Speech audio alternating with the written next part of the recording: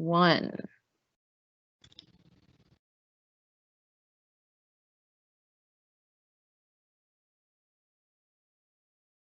Hi, everyone, and welcome to the BAM New York, New Jersey Summer Mentorship Hackathon presentation. My name is Takesha Thomas, and I am the chairperson for the New York and the New Jersey chapter. Along with me is going to be Alfred, Isa, and Emmeline, who will all introduce themselves a little bit later on in the program. Next slide.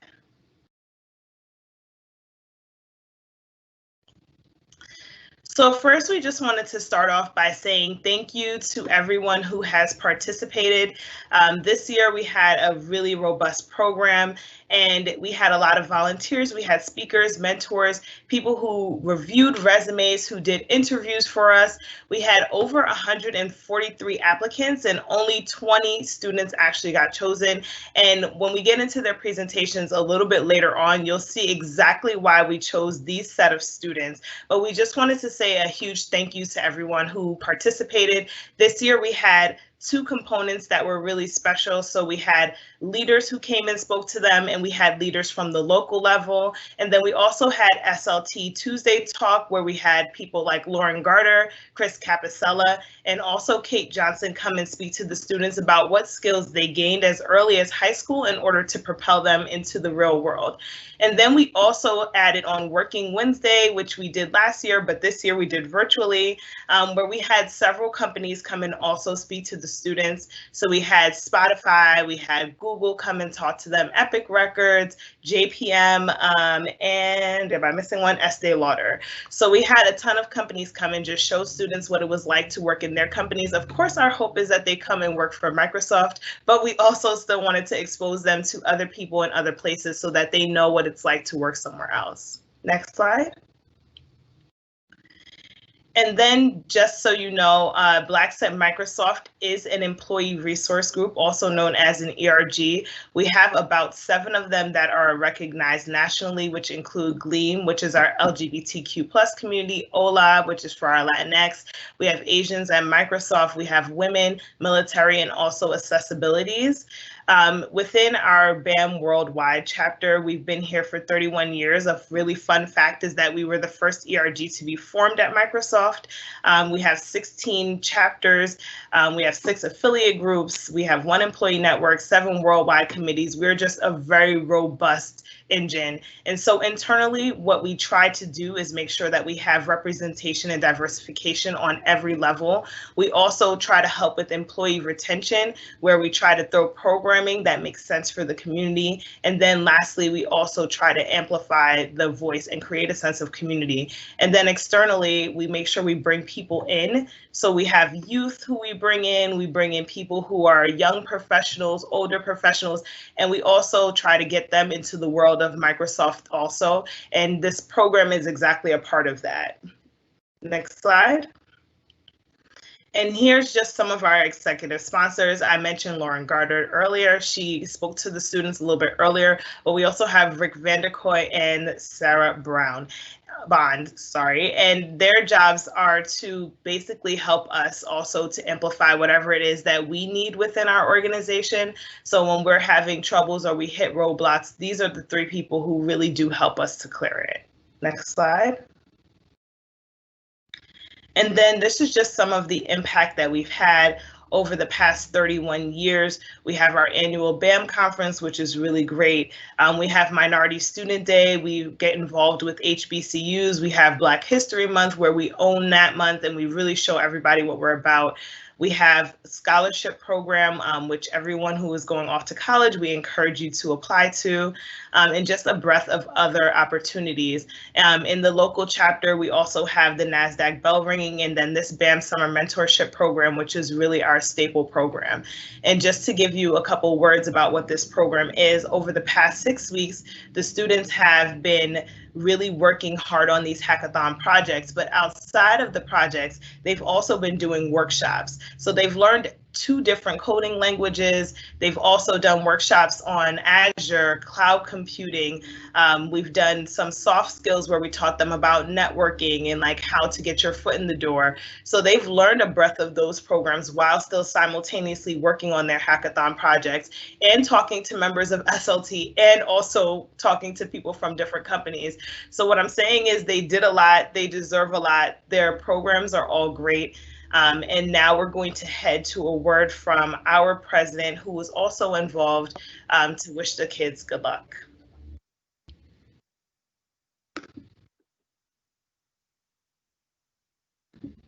Next slide. Hi, everybody. I'm Brad Smith, the president of Microsoft, and I just want to take a minute to be part of your program today. I first want to say congratulations. I want to say congratulations because I know that you all are part of a select group. I know that there were 143 people that applied to be part of the BAM Summer Mentorship Program in New York and New Jersey, and I know that each of you is part of the select group of 20 that made it through. Therefore, you all had something going for you before this summer even began. But I also want to say congratulations on what I know has been a lot of hard work in recent weeks, as you've been focused on everything from coding to pitching and just learning, I think, what it takes to be successful in the world of technology. I'm excited about the question that you're going to hear Bruce talk about. I think it's a question that you all have something to contribute to. Why is diversity in technology important, and what can you do as the next generation to make a difference? Well, first, let me say, as somebody who works at a company for which diversity and inclusion is really a core commitment, I know that diversity in technology is important. It's really actually pretty simple. We make products that serve the world. They need to serve everybody in the world. They need to serve everybody in our country, the United States.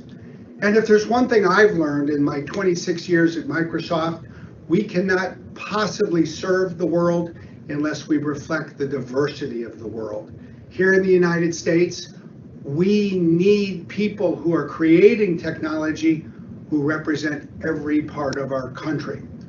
And I think perhaps that's most important and most fitting for us to think about in the summer of 2020 as we reflect on the critical issues for the Black and African American community in this country. But there's a second reason that I'm so glad that you all are doing what you're doing and focusing on this topic. Because there's one other thing that I've learned in my 26 years at Microsoft. It's always our newest employees that are the greatest agents for change. And in the world today, it is the youngest generation that will drive us forward the fastest. It will take persistence and a broad-minded perspective that many different people can bring to diversity and technology, including a person like me. But I also know this, it will take high ambition and a sense of impatience. And I hope that's what you will bring to this topic. Not just today, not just as you listen to Bruce, but I hope as you go forward. I hope you join Microsoft or some other company, and I hope you make it part of your connection to technology to build an industry that has the diversity that our country and the world needs. If you do that, you will have the opportunity not just to pursue a great career, but to make us all better and more effective in what we need to accomplish, ensuring that we build products that serve the world. So thanks for what you're doing. Thanks for listening to me for a couple of minutes. I love that, and I hope you all love that as well. And thank you to Brad Smith for doing that. He couldn't physically be here today, but he still wanted to provide you with words of support, especially because you all are our future generation. And I think once we actually see the final presentations, you'll understand why. So now I'm going to kick it over to Emmeline, who is going to take us into our presentations. Hi everyone, my name is Emmeline Jean. I am a strategic account manager on the Microsoft Search advertising team, as well as the vice chair of Blacks at Microsoft New Jersey. Thank you all so much for attending. Our students have been working very hard for 6 weeks, as Takesha mentioned, and they are really excited to really present all of their hard work with their hackathon group projects. Today we have as our judges Kelly Brown Alexander, who's the Modern Workplace Specialist, as well as the BAM Worldwide Chapter lead. We also have Jonathan Lindsay, Microsoft Services Senior Technical Account Manager, and as well as the BAM Worldwide Chapter lead as well. And we also have here Antoine Santana, who is our Community Manager based out of New York. So really excited to have him here. Just a quick note that I will be tag teaming the judging portion with Antoine. So I will be objective, of course, but just wanted to make sure that that was clear as well. But to get things started, because I know we've all been waiting for this for so long, we're going to get Group 3 launched and ready to go. Their company name is, or their group name is TAP. So we'll start off with them.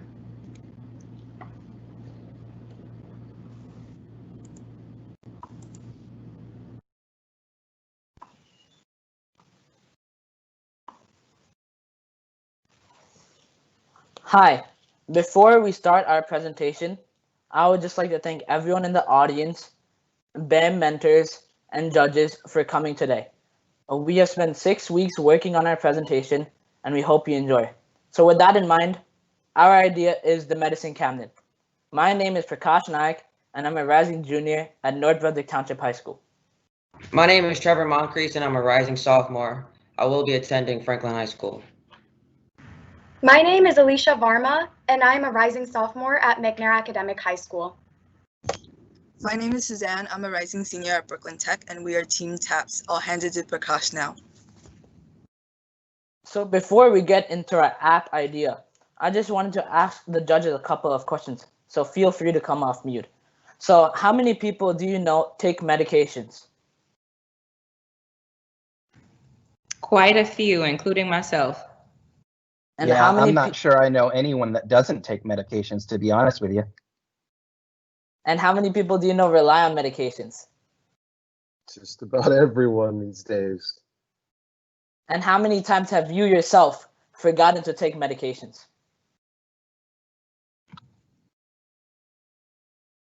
Quite a few times, depending on the situation. So I'll put it this way. I have to have a system to remind myself to take medications because I often forget. So with the medicine cabinet, these problems will be resolved. Our idea is a virtual medicine cabinet manager, and we do this by sending you notifications on when to take your medication. And now I'll give it to Alicia to present our mission statement. So Medicine Cabinet's mission statement is to give humankind access to technology that can improve their life. So our main goal is to help people, whether it be in school, office, home, or anywhere else, with the organization and management of drugs and medications in their medicine cabinets. And while doing that, our app also helps solve common health-related issues and problems that are present in the United States. So we have added many features in our app to help solve these problems that Trevor will now discuss. Thank you, Alicia. So when researching for the Medicine Cabinet app, we wanted to make sure all the medicine problems that were faced in the real world were solved with this app. So the first problem that we faced was expired medication. We wanted to make sure people noticed when their medicine was expired, as taking expired medication can lead to illness and other disease. The next problem that we faced was people taking their pills. Often people forget to take their pills, either they're lazy or just crosses their mind. We want to make sure people were taking their pills at the right time. The last problem would be overdosing on medications. This is a big problem around the world, as this could lead to illness as well as death. I'll pass it off to Suzanne to talk about drug abuse. So the last problem we're targeting is drug abuse. Prescription drugs are the most appealing and dangerous to kids because they're the most accessible and they are usually deemed safe since they are legal in prescriptions. But this is not the case. When people misuse and abuse prescription drugs, it can lead to brain, liver, and kidney damage. Generally, people do not keep a close eye on their medications, which makes it easy for kids and people to take a few pills and it'll go unnoticed. Kids will actually traffic prescription drugs in their schools and neighborhood, and because they are legal drugs, no one would be suspicious of them. In a 2013 statistics, it says that 50.5% of people who misuse prescription painkillers got them from a friend or relative for free, which just shows how accessible it is and how people really do not keep a close eye on their medicine cabinet. An example of drug abuse will be Skittle parties or farming. This is where teenagers grab random pills from their medicine cabinet, throw it into a bowl, grab a few to take and to get high on. But this is very dangerous and can lead to death, irreversible brain damage, heart attacks, strokes, and many more. So what is our product and how do we plan to solve these problems? Our product is 2 items, an app and a sensor. The app will track any medication information that you have, and the sensor, which is optional, but if you choose to buy, will be able to monitor, detect your actions and your physical medication. For the sensor, if you choose to buy, you can attach it to your medicine cabinet or any place that you store your medication. Prakash will talk more about this later, and I'll hand it to Alicia to talk more about the app. So now we will be discussing the features of our application. So one of the main features that we have implemented is the tracking of expiration dates of medication. So how this essentially works is that our app has a built-in camera in which you can scan the barcode or QR code. And by that, our app will know what medication it is. And if there is no QR code or barcode, you can also manually input the data by hand. And with the premium version of our app, one can use computer AI and simply just take a picture of the medication, not zooming into the barcode or QR code, and the app will know what medication it is. Through that, the app will send a reminder on the day and also a few days prior to when the medication expires to buy, refill, or throw it out.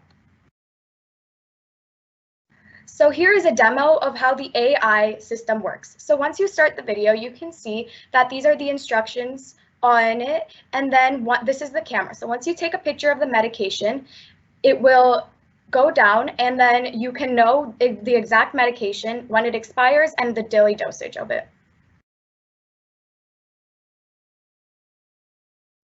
Our next feature is autofill and maps. So if enabled, one can also enter their credit card information, and through that, our app can autofill any medication that the individual needs to refill.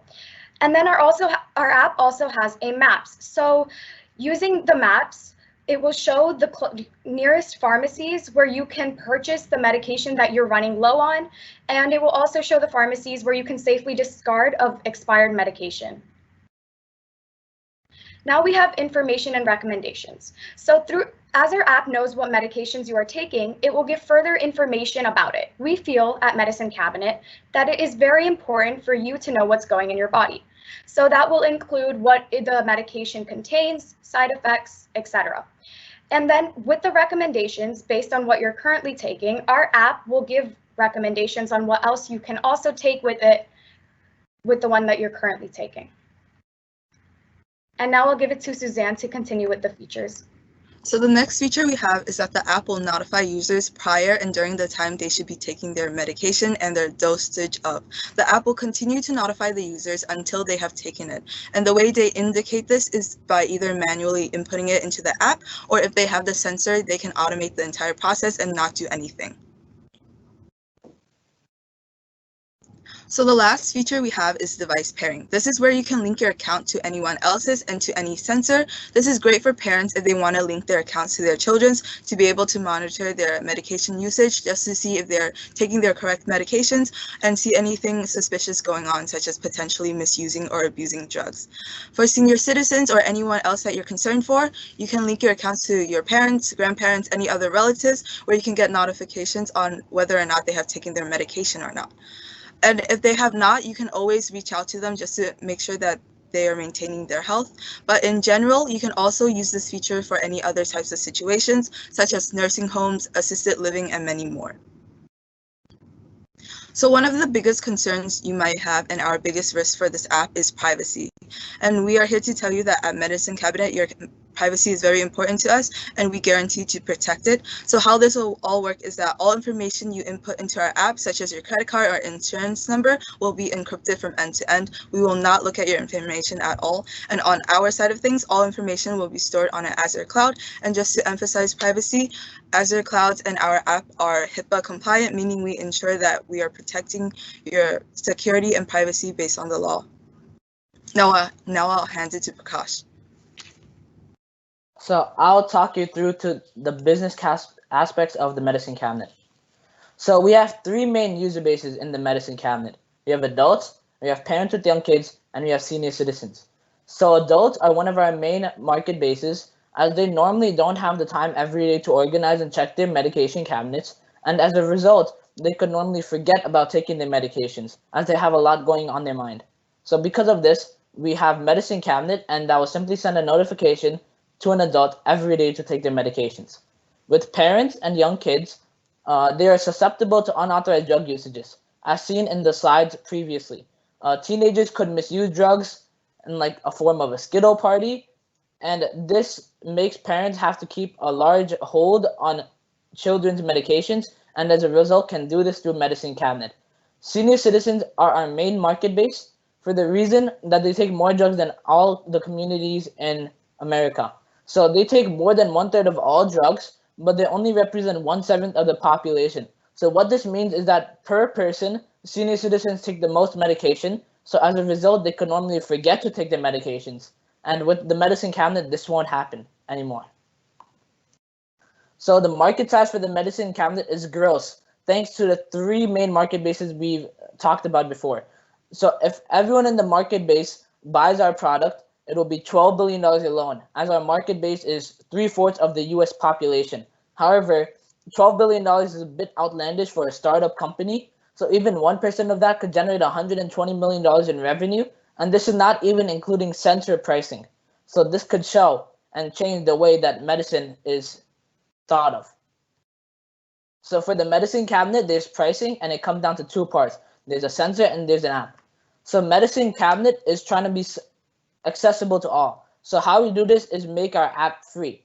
However, the only issue is that with premium, you'll get more features in our app, as we want to accustom to people who want to have a better experience. So premium is $295 per year, and with premium there are no ads on your device, and computer AI access will be given. So which was in the demo that we explained before. This is all available through iPhone and Android devices. And if you don't have a phone or choose not to use your phone, you could use a website called mymedicinecabinet.com, and that will allow you to access the Medicine Cabinet technology. With sensors, we have two sensors available as of now. We have a movement detection sensor and we have a thermal imaging sensor. So the movement detection sensor is $50, and what the movement detection sensor does is it can monitor any motion around the Medicine Cabinet. So let's say if you open the Medicine Cabinet or if you take a pill out of the Medicine Cabinet, it will monitor that and it will give a notification to the user. We have a thermal imaging sensor, which is $250, so 5 times more expensive, but it will automate the whole process, as we will have an AI chip installed, and this can monitor the exact bottle you're taking and the exact amount of pills, and can give you notifications to stop taking too much pills. And if it's an unauthorized drug usages, we will give you a picture of who opened the Medicine Cabinet. This is available on Amazon, our own website, and any other technology retailer out there. So what's next for our company? There are two ways to go with our company. There's manufacturing and there's licensing. So manufacturing is the high risk, high reward option. And there's 3 steps. There's investing, building, and marketing. So with investing, we have to get money so that we can start building out our app and our sensors. And once we do that, we can market our product on the public market. With licensing, this is low risk, low reward option. And first, we have to apply for a utility and design patent with the US government and governments abroad. And once we do this, we can market our product to top pharmaceutical companies such as CVS, Johnson & Johnson, and Walgreens. And after this, we can license our product and create a contract with one of them. So the reason why this works is our technology and idea is one of the first in the business, and there are virtually no competitors. The only competitor close to us is CVS, and it has one of our many features in our app. So as a result, the virtual medicine cabinet manager has never ever been thought of before, so we can dominate the market as a result. Microsoft technologies can make our app better and could make it work. So the way we can do this is first by having the MT3620, which is on the right, integrated into our thermal imaging sensor. And this will act as the AI for the sensor. Internet of Things can detect anomalies in data. For example, if a user forgets to take medicine when they are notified 10 minutes before, we could notify them 5 minutes before. And all the data will be stored into the Azure cloud. And because of privacy reasons, we will not share your data. The only way for us to look at the data will be to help improve your experience. Power BI can link to our app to analyze statistics. So basically, it could help us with targeting ads for you so that they're relevant to what you want to buy. And it could help you with the recommendations of medications you should buy. Bing Maps will be used to get locations of nearby pharmacies, as seen in the autofill and map slide, and locations of devices to see if it's an unauthorized drug usage, and if so, our thermal imaging sensor can take a picture and send it to you. And now I'll give it to Trevor to present our app design. Thank you, Prakash. So as you can see, this is our medicine cabinet app design. As you can see to the left would be the home page. You can see a big clock, you can see our logo, as well as a reminder under the clock. To the middle, you see scanning. This would be our camera. So if you don't have the premium, you would be scanning for a QR code. As you saw previously, it shows the medicine, amount to take, and the expiration date. And to the right, you see the calendar. The calendar basically alerts you when to take your medicine, as well as tells you when you've taken your medicine with the check mark. As you can see here, to the right would be creating an account. You simply put a username, email, all that. In the middle, you create, this is a login account. So once you've recreated your account, and to the left, you can see a person's profile. So 3 devices paired, 12 medications. This person is on 56 days of medicine, as well as it shows their insurance number, insurance provider, as well as preferred pharmacy. And I'll pass it to Alicia to present our website. So our website is directed for people that don't have access to an app, such as senior citizens who may not know how to use their phone, and other people who just don't have a handheld device that they can download our app on. So this is our homepage, and as you scroll down, there's a sign up button right there to make an account. And then as you go down, this is our service explained. So more information on our medicine cabinet, our mission statement, about us, what we value, and down here there is also another sign up page. And at the bottom, we have our Microsoft Office, which is our location. And then as you go up and go to our products, this is the page where you can buy the thermal imaging sensor and the motion detection sensor. So over here, we have further information on each of them, and you can directly purchase it by clicking the Purchase Now button off the website. And once you go to More and My Medications, this is for when you make an account. So this is an example of what it will look like for an individual who's taking 4 different medications. And it will show the time of day, how many per day, a few sentences on what it is, how many pills you have left, days remaining until it expires, and you can also directly refill the medication off the website. Once you go to More and My Profile, and you make an account, you can set up your profile page. So this is an example of an imaginary person named Bob Vance, and this is what his profile page looks like. So it will give your age, height, insurance provider, insurance number, your pharmacy, and etc. So before we end our presentation, I would like to tell you my reasons for creating these products. The ideas and some of the features from our app and our sensor are based on my own experience. So during my freshman year of high school, I was diagnosed with chronic hives. Hives would appear all over my body for unknown reasons. So during my first 6 months, I was on a lot of medication, from antihistamines to steroids, because of the severity of my condition. And because of that, I was each medication had their own schedule that would conflict with my school and work schedule. It was very hard for me to keep track of taking my medicine, especially during school. I just remember having to push when I had to take my medicine in school to my lunch period, or even forgetting because of all the stress that I was on. I just remember my mom calling me every day to remind me to take and just asking how I was in my condition that day. So with my illness in mind, I wanted to create something that might have made this aspect of my life more organized, where I did not need to put a lot of effort in or think about it. I just had to do it. And with that, we would like to thank you all for listening to our presentation. We hoped you enjoyed, and we are open to any questions.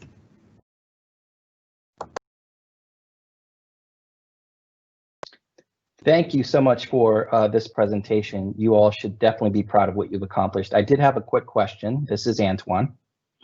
I'm wondering, can you tell me a little bit more about how the sensors work in conjunction with whatever storage solution you have for your medication? Is the sensor as a device something that you would attach to, like, let's say, a physical medicine cabinet, or is it something else? That part I'm still trying to understand.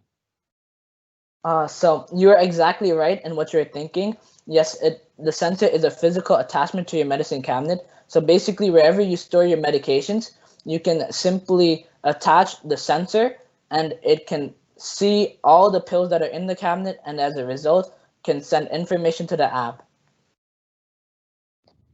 And so the sensor is not going per medicine bottle. It's just going in the cabinet in general.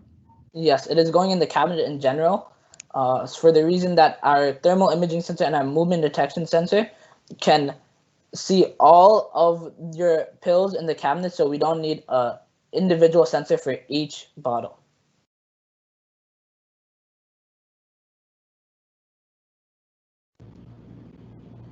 So with that, you're detecting movement. Is it just to make people aware that something's happened and not necessarily that, somebody's taking a pill? So is there some type of weight measurement with that, or it's just saying somebody's in your medicine cabinet? For the movement detection sensor, it's just what you said previously. It's just to notify you if someone's around it. With the thermal imaging sensor, we are trying to incorporate it so that we can determine the weight of the bottles to see if pills were taken and how much of them were taken. Awesome. With that, that will be the last question. But thank you to TAPS, the medicine cabinet. This was an amazing presentation. So I will clap for you since you can't hear the audience. It was really, I know everyone is cheering as well. So thank you. And then let's switch over to the next group. So next we'll have group 1, who is coming up with an interesting product called Scribe. So why don't you all kick it off?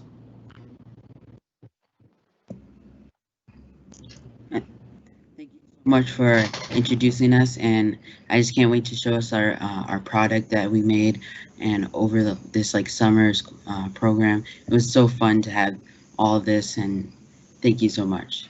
So now let me start it off. My name is Mosiah Ferguson. I'm 15 years old. I'm a rising sophomore at George Washington House High School. Hello, my name is Jalen Robinson. I'm 16 years old, and I'm a rising junior at McNair Academic High School. Hi, my name is Lauren Fediro. I'm 14 years old, and I'm a rising freshman at Franklin High School, and this is our product, Scribe.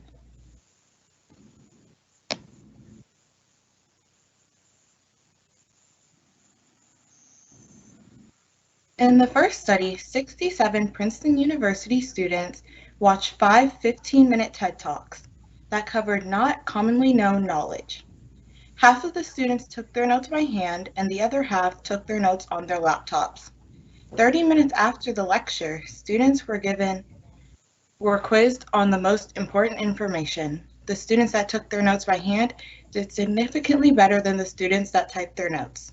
In the second study, 109 UCLA students were quizzed a week after their lecture. Half of the students took their notes by hand, and the other half typed their notes, with 10 minutes to review their notes before their quiz.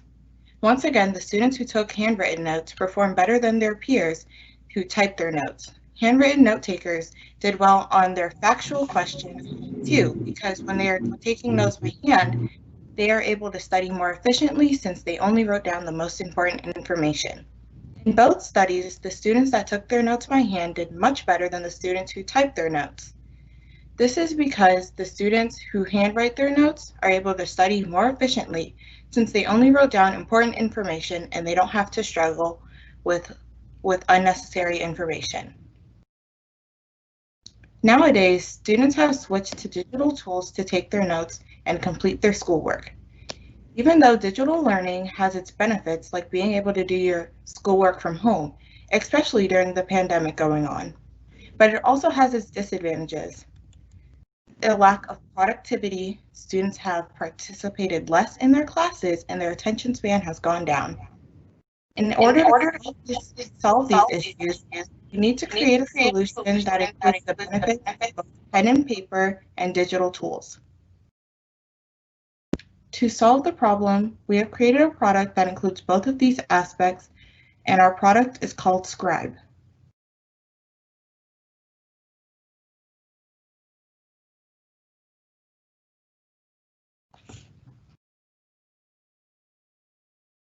Jalen, if you're speaking, you're on mute.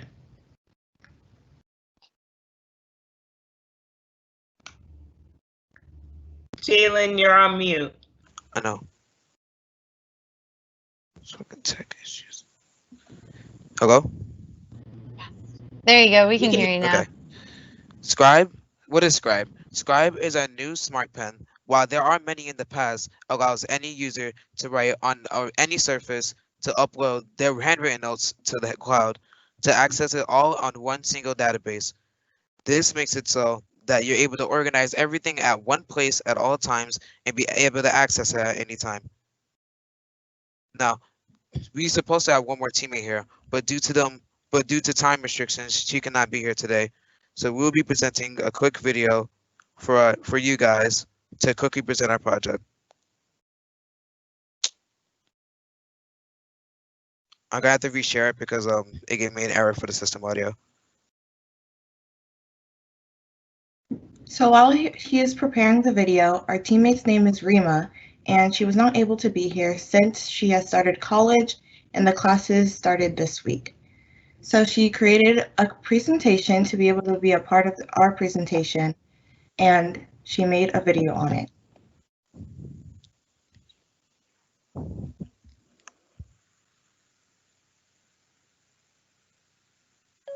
This is Scribe and how it works.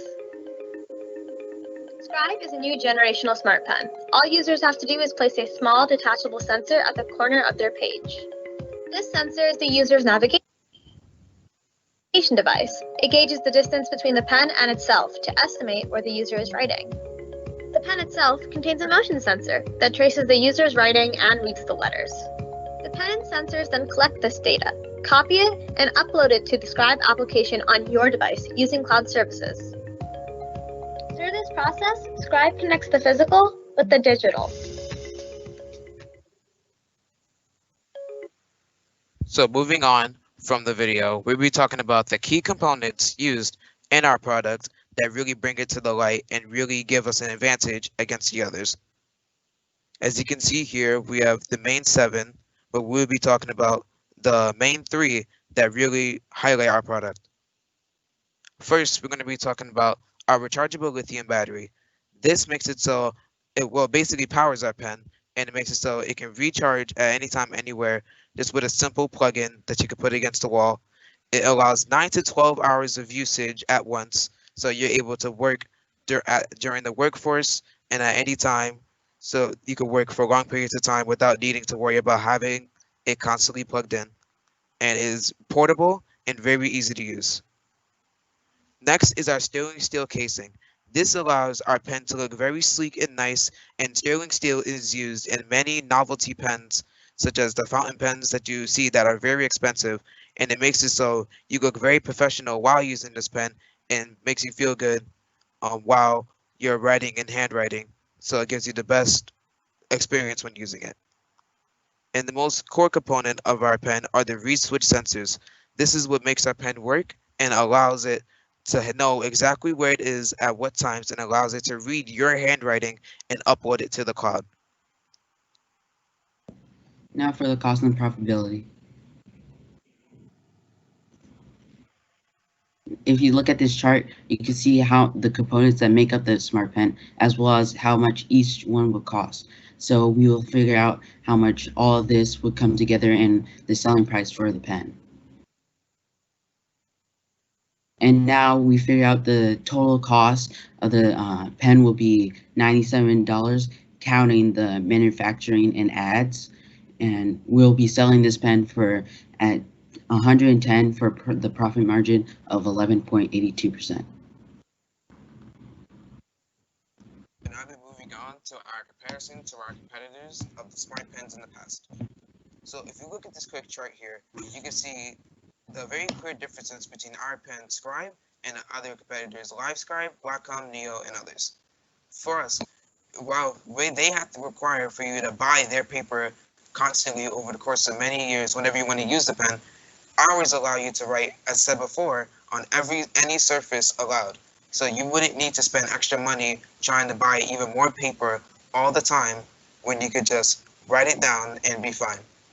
The competitors also have a bunch of features. While they may help in terms of accessibility and in other ways to use the pen, we find it that it's not really necessary to be used, as you don't really need all these activities such as audio sensors and microphones just to handwrite notes and upload it to the cloud.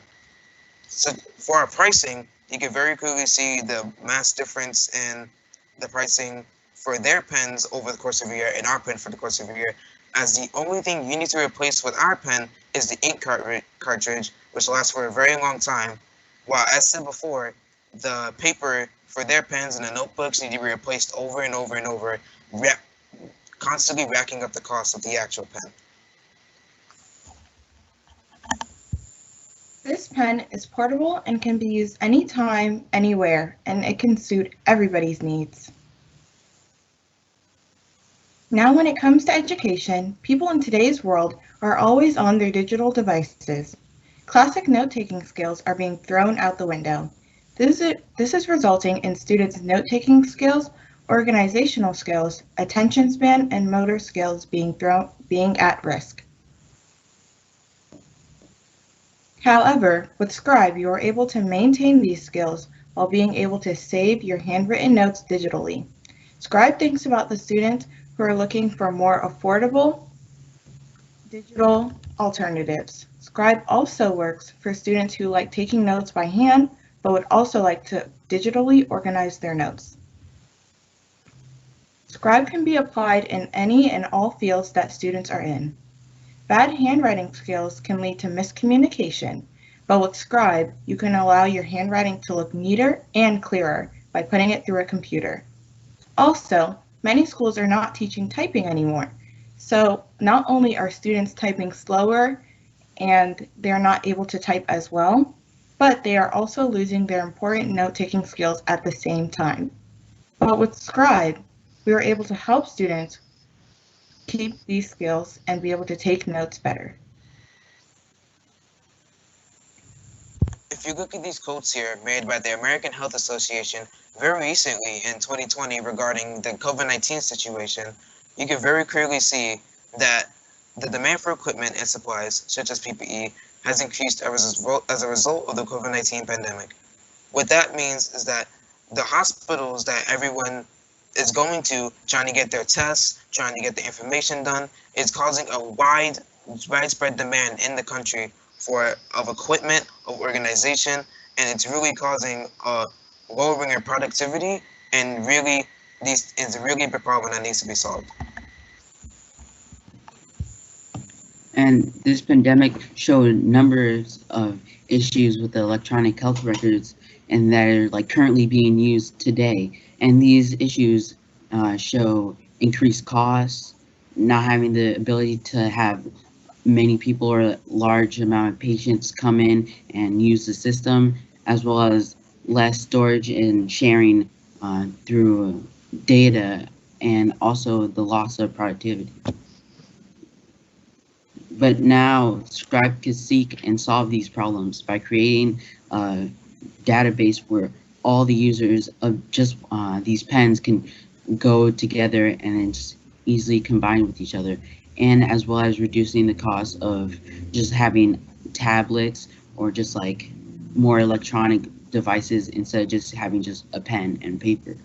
And these costs increase storage with like the iPads, but now with the Scribe, there's going to be like little to no, there's going to be more storage to have. And you can look at this chart and see the way that Scribe improves these fields of healthcare by lowering the money of hardware, software installation, and labor. And Scribe could also be a more cost efficient than just regular iPad. You could just use pen and paper, just like how we're doing in schools and stuff. And now requires additional hardware for to like have like smart pens, a tablet, and all this other stuff that costs way more than just pen and paper. That's it. And a quote saying 54% of surveyed physicians stated their beliefs that EHR technology negates affects the patient's provider relationships, while 61% respondents reported feeling that EHR systems disrupted clinical workflows, reducing clinical effectiveness and lessening clinical productivity. Another field that our pen could really help in is fashion and art. This quote by Bikuan in an article complaining about the many problems in the fashion design, he says that fashion designers must be visionaries and be good at executing their visions. This means, and when you're in fashion and art, you need to be able to come up with ideas on the spot all the time, just like that. So whether you're at home, walking in the park, or just relaxing in your chair, you need to be able to come up with ideas and quickly write them down and quickly get them on paper and present them to everyone to actually be able to be successful. Scribe allows that, as you can physically sketch out anything you want, and you can even it's basically just a free scrapbook, because without needing the need to keep recycling scrapbooks over and over to write down your drawings, you can just have one infinite scrapbook where you can keep animating and doing all these cool art without needing to recycle paper. And the most important thing about a pen regarding art is that it will feature a share option where you can upload any of your notes or art or fashion to multiple social media platforms such as Tumblr, Patreon, Instagram, and Twitter to be able to spread it worldwide and create your own brand as an artist or fashion designer. Now, the growth possibilities can easily be the marketing size value, which I saw for smart pens will be $1.79 billion, and as well as the revenue costs forecast in 2025 would be 2.96 billion, which I saw all this in Grandview Web Research, which they had a bunch of good stuff about other technology to this day. And Scribe can also expand to other things like OneNote and other devices software that Microsoft has, and we could use that to help Scribe expand. And also just for the base can write on any surfaces, and that's like basically a huge possibility. It could go expand through possible like time.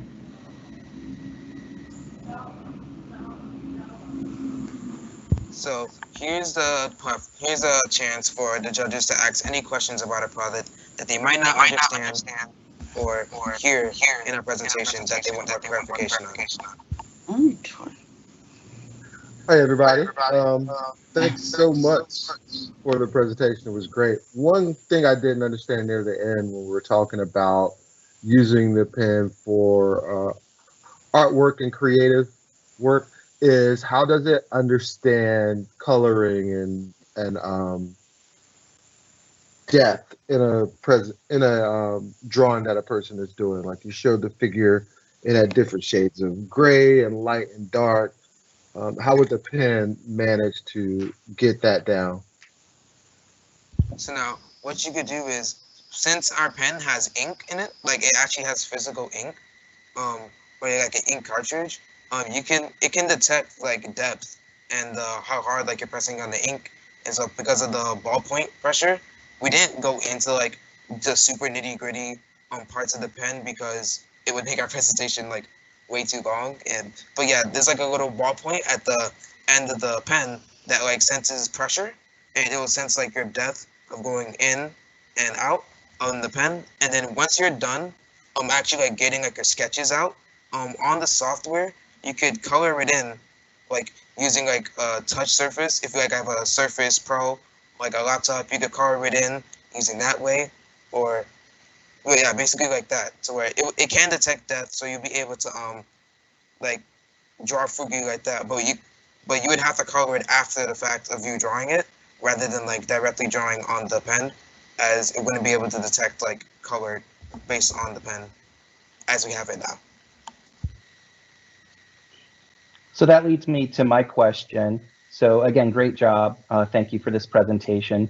You showed a slide that highlighted the advantages that this pen would have over competitors that also have a similar product. And so that was very helpful. But I'm wondering, can you talk a little bit more about the advantages that your pen would have over, let's say, a traditional digital stylus and tablet?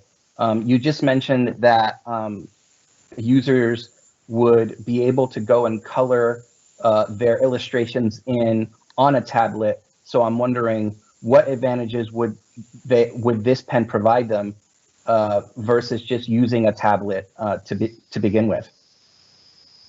One would be potential battery life, as our pen lasts for 9 to 12 hours. And our pen, in regards to a tablet, while it is $110, most of the leading drawing tablets today are more than that. They're like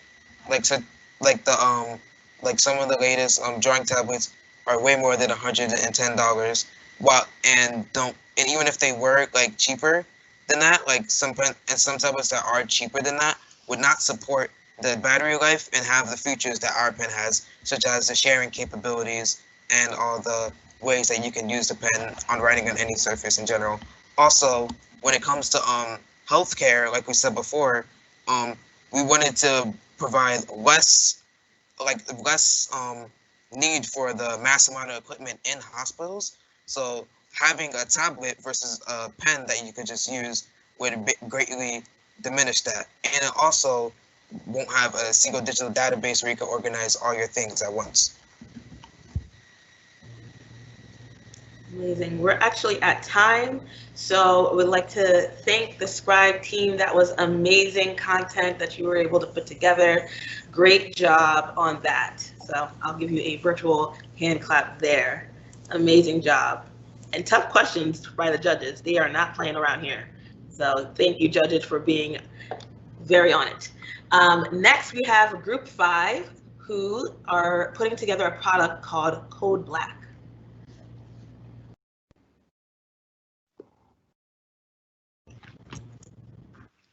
Good morning, everyone. Hope you guys are wide and awake. Just thank the band membership for this opportunity to flourish in a society of tech. But before we start, we will explain our name, Code Black, and how it originated. Sasha, take it away. Yes, sir. You're in a hospital. Patients on stretchers flood the hallways, while doctors and nurses quickly board elevators, tightly gripping their clipboards or Microsoft Surface Pros 5s and 7s, if you will. Families are anxiously waiting in waiting rooms. All of this while phones are ringing and machines are beeping. What are we going to do? It's chaos. And all because one person screamed, "Code Blue." Now, given the scenario I just gave you, you'd consider Code Blue to be a serious situation, detrimental even. Well, after some more research, we figured out that Code Blue isn't as dangerous as Code Black. Code Black in the medical field can mean that someone is coming with a bomb threat or anything life-threatening when it comes to a facility such as a hospital. We chose this name just to represent the fact that our team is strong and ready for anything, and a pro being that we're all African Americans. I'll pass it to Malik to take it away with intros. So who does Code Black consist of? It consists of me, Malik Powell. I recently graduated from Newburgh Free Academy, and I will be headed to SUNY New Paltz this fall with hopes of studying computer science. Consists of me, Sasha Keynes. I'm a rising sophomore at McNair Academic High School in New Jersey. Hi, my name is Sanai McLean, and I'm a rising freshman at Franklin High School, also in New Jersey. And me, Shannon Richards. I'm 15, and I'm a student at Fairchild Aerospace, and I'm a rising junior. So, I know these past few months have been difficult for all of us. We can all relate to that. We saw businesses, the schools, healthcare facilities being shut down overnight. We also saw how doctors became overwhelmed with COVID-19 patients. They switched their focus from treating regular non-COVID-19 patients with diseases to COVID-19 patients. We wanted to switch that focus back to non-COVID-19 patients, people who are seeking help with diseases and virus but cannot receive that help. This is why we came up with a personal healthcare tracker. Our mission is to provide the users with healthcare tips and tricks, all in the safety of their homes. I will now pass it on to Sasha. So while developing our idea, we tried to answer a few questions, and the ones that we want to give to you is these two. The first one being, what do we know? And the second being, what are we trying to solve? So first off, for what do we know? We know that in December of 2019, that a poll was conducted by Gallup, and we discovered that 25% of the American population couldn't afford healthcare or knew a family member that couldn't. Now, just to keep in mind that this is before COVID, when things were considered normal and businesses were flourishing. We also know that another poll was conducted by Prosperity Now, and we discovered that 24% of the American population held back on paying bills due to the economic blow after COVID, and that 17% of that 24% went without essential medical care, all because of the cost. This is during COVID, where things have taken a turn for the worst. Just after gathering this information, we discovered that what we're really trying to solve here is providing all of our users with medical health care, medical attention, and just ways to stay healthy, all in the comfort of their own homes. I will now pass it on to Sanai.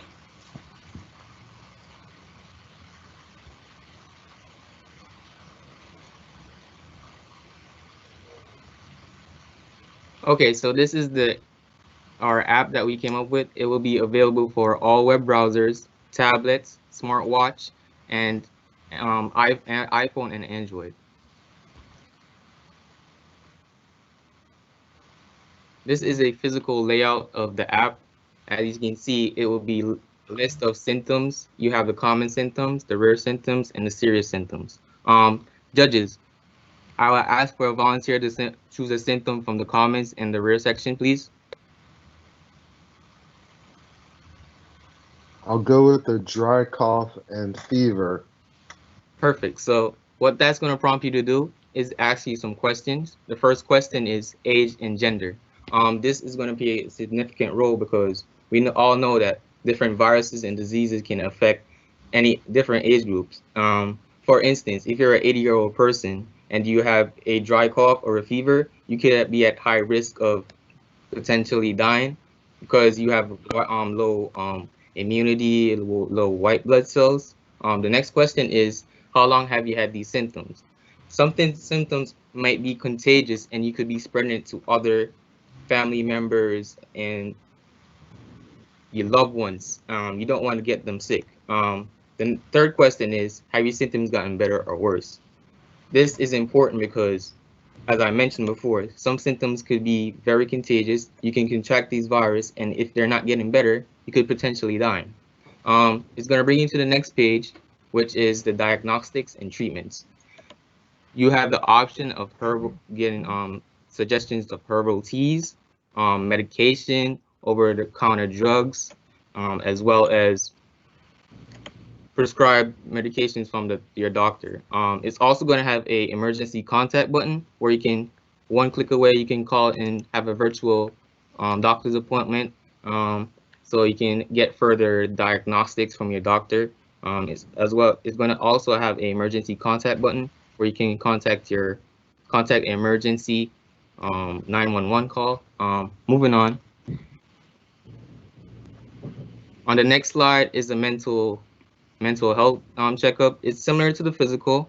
You got the age, gender, how long you have felt these symptoms, not symptoms, emotions rather. And this is focused on calming you down, keeping you relaxed, and improving your mental health.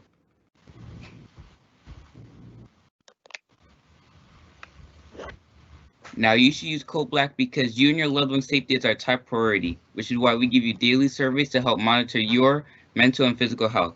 You will also have tips and tricks to help you stay on top of your health. The new COVID-19 feature will help you relax and slow down the cases of COVID near you. Also, if you're ever scared of any of the symptoms that you are diagnosed with, our app, then you could use the emergency button to call and set an appointment with your doctor physically and virtually. There's enough worry outside for you to worry about your symptoms being public and leaked, which is why we are partnering with Microsoft Privacy to keep your symptoms with us and you only. Now, you might be wondering, with all of these great benefits, this app must come at a price. But don't fear, because our app is free. Now, next is Sasha.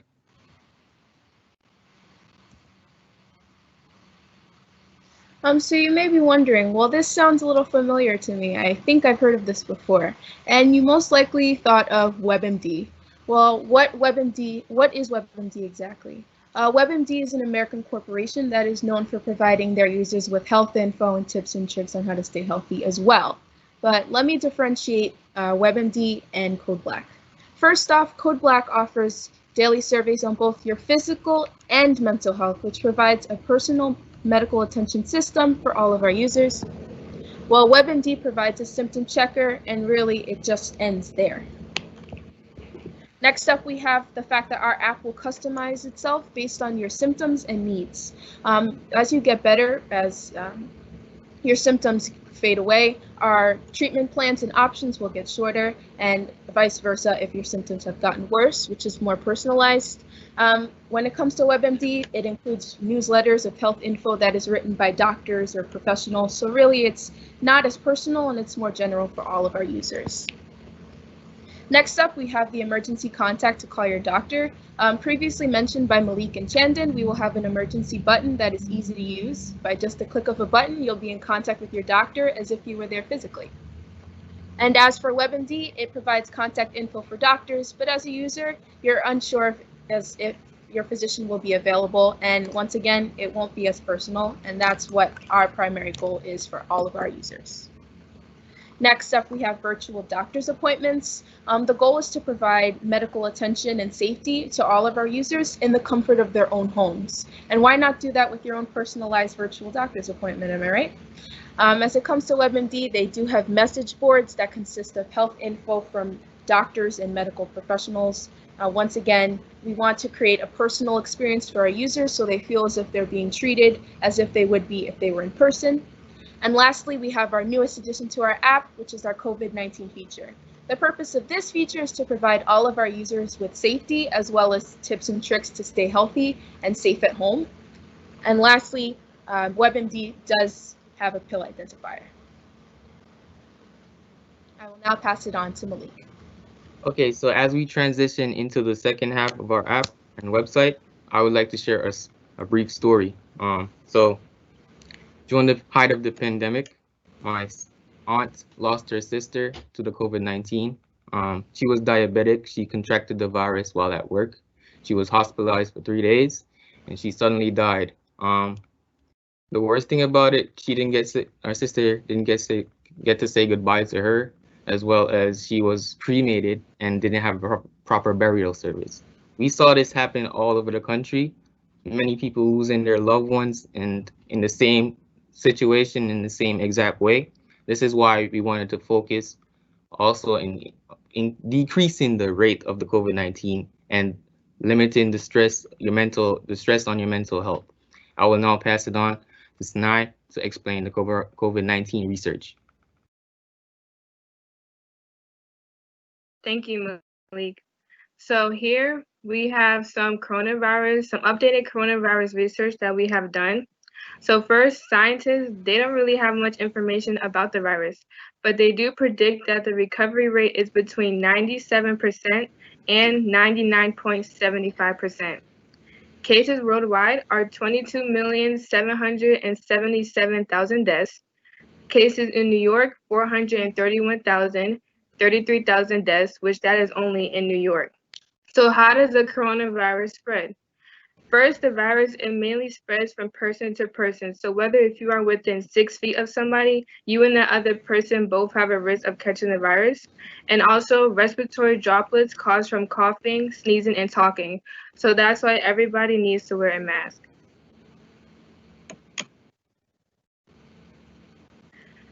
So here is a chart of age of coronavirus deaths. So as you can see, people with the older age, 75 years older and plus, they have a higher death rate and a higher chance of catching the virus. So looking at this chart right here, this is one of the reasons why we created Code Black to help slow down the cases or maybe even stop them.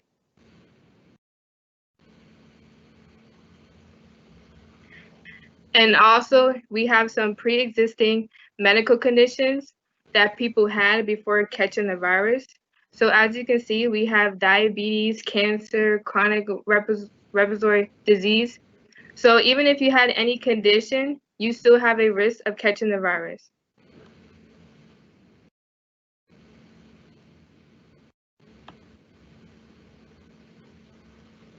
Okay, so as mentioned previously, we do have the COVID-19 feature to our app Code Black.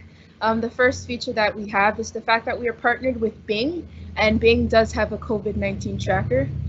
Next, we have the fact that our app will notify our users if they are too close to a person based on a trigger alert from your device. As mentioned previously, we have daily surveys for both your physical and mental health as it pertains to COVID. Next, we have a map showing nearby testing sites available, as well as vaccine availability based on your location and where you live. And if the app detects a user leaving their house, our app will be sure to notify them to bring a mask, wear a mask, wash your hands, and use hand sanitizer and things like that. Lastly, something a little more exciting for our users at home, we provided a source of entertainment, which includes movies, TV shows, music, games, just so our users can have a little bit of fun while being stuck at home in quarantine. I'll pass it on to Chandon.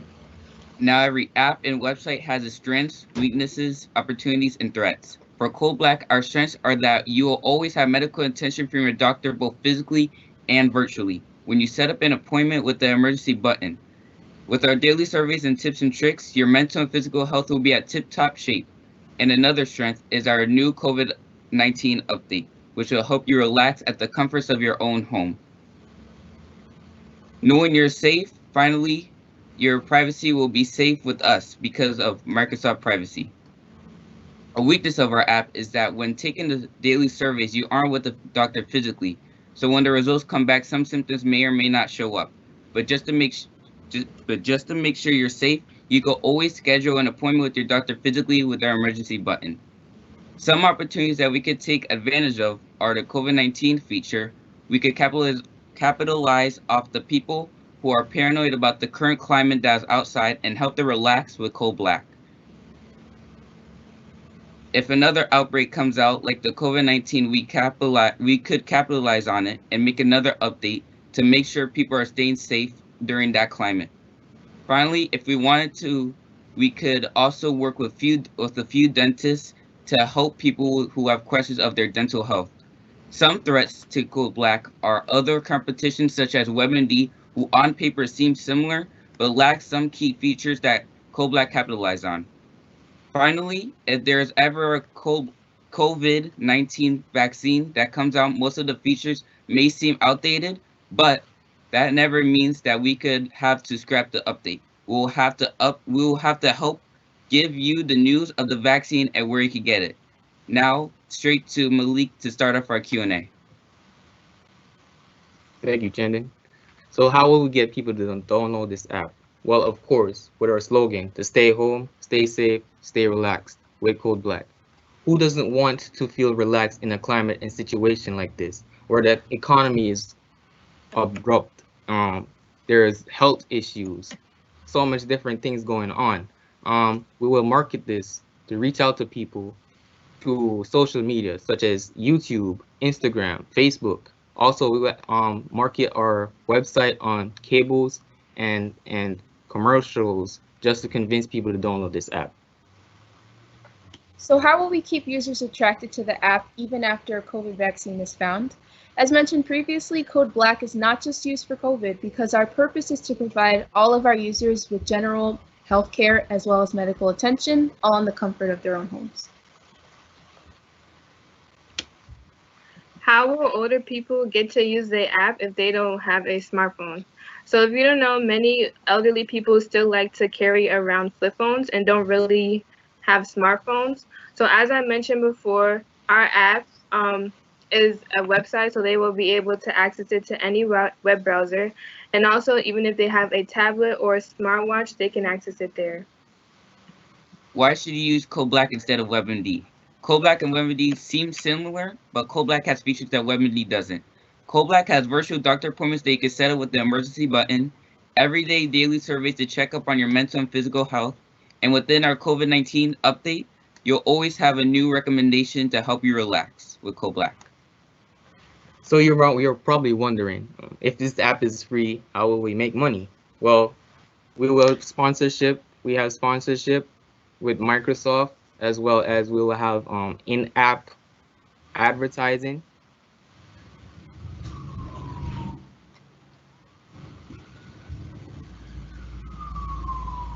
These are some of our sources.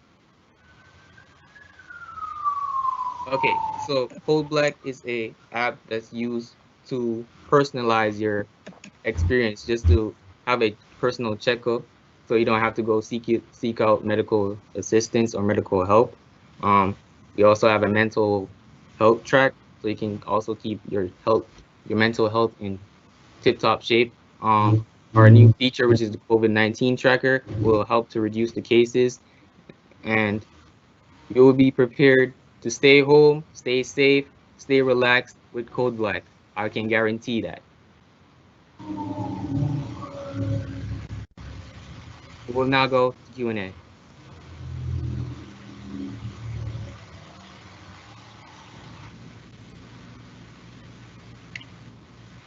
Are there any questions from the judges?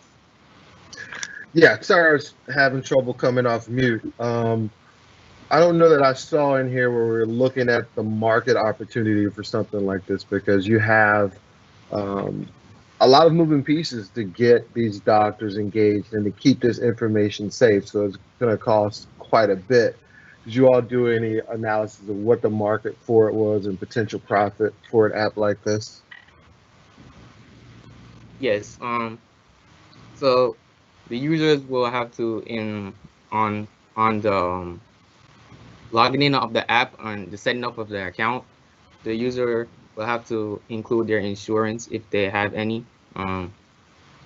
just to have some revenue for people who probably don't have it, just to get the doctors involved in having a revenue stream. Also, I also mentioned that we have a partnership with Microsoft, as well as we will market through advertising and using social media to reach out to people. That's just how we'll gain a profit, so we can include the doctors. So how will you go about selecting the doctors? Because there's various different doctors today. So how will you go about selecting the doctors to be on the back end of this application for people to access on demand? You can have your personal doctor. You can reach out to them, ask them if they want to maybe join the app. But this app is more focused on helping you personally, so you don't have to go seek out a doctor's help. But it's just an addition. Did that answer your question? Yes, thank you. Awesome. I think we're at time, so we will kick it off. Amazing job to the team. This was really great content and really tough questions from our judges. So awesome job answering that as well. Next up, we'll have Group 4 on presenting their product called Distance Smartly.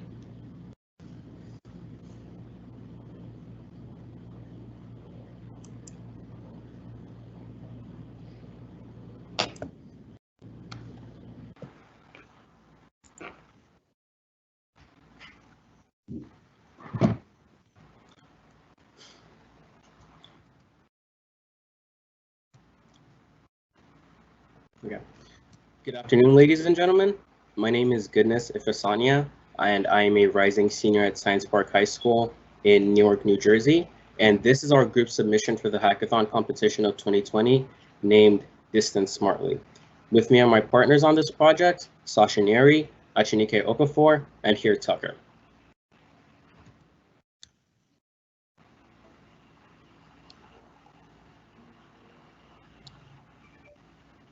I think we're having some connection problems. Okay. Hello, my name is Sasha Neri. I go to high school for law and public service. I am a rising junior in New York City.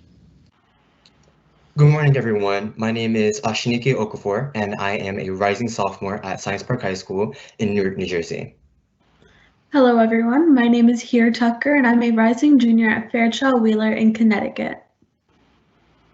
And before we start, we just want to say thank you for attending our presentation and for all your mentoring and feedback over the duration of this amazing program. And yeah, just a sincere thank you from all of us. And with that, we will begin our presentation. 11.34 million. Does anyone know what this number represents? Who this number is? Anyone? No, what is it? This is the population of Cuba, an entire island nation. Total COVID infection numbers are double this. But what are the death tolls? With 50,000 people dead in the United Kingdom, 102,000 dead in Brazil, and a staggering 170,000 people dead in the United States, these numbers only get worse. These are lives that the virus has taken so far. And with states still setting record high death tolls every single day, this virus has no plans of stopping autonomously. The worldwide fatality count is already reaching 1 million lives taken, and the total infected are already above 20 million people. But what about shopping? Even in a pandemic, we still need the most basic things to survive: food, water, and clothing. And even with the proliferation of grocery delivery services, the vast majority of Americans still need to go to stores. And you may think that buying new clothing in a pandemic is not a necessity, but a mother with children that do not stop growing even under lockdown would disagree. And this rush of families to secure food and other essentials is of course justified, but in doing so, they turn these stores and other marketplaces into potential hotspots for initial infections, which enables the very thing that we need to prevent, which leads us to the main problem, as my teammate here will now speak about. The main problem is that there's no vaccine. So the most effective way to prevent further deaths without the advent of a vaccine is not to control the symptoms of the disease through whatever medication might be available. It is to prevent the initial infection itself for as many people as possible. And that is exactly what Distance Smartly is designed to do. Through the monitoring of individuals who enter and leave a marketplace, the application ensures that the maximum occupancy limit is always observed, reducing the risk of infection for all shoppers, as well as employees, as much as possible. Research has shown that the primary concern should be for other people, not the food. Those shoppers might worry about infecting themselves by handling the same foods as someone else. Health experts say that transmission through food items is largely avoidable. Coughing humans, though, are a real danger. The employees themselves also pose as a danger because of the high contact with various individuals. And now I'll talk about how to use this app.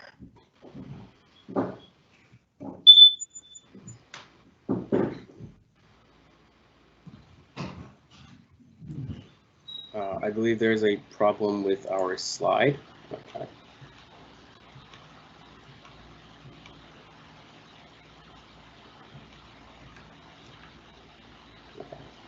1 second.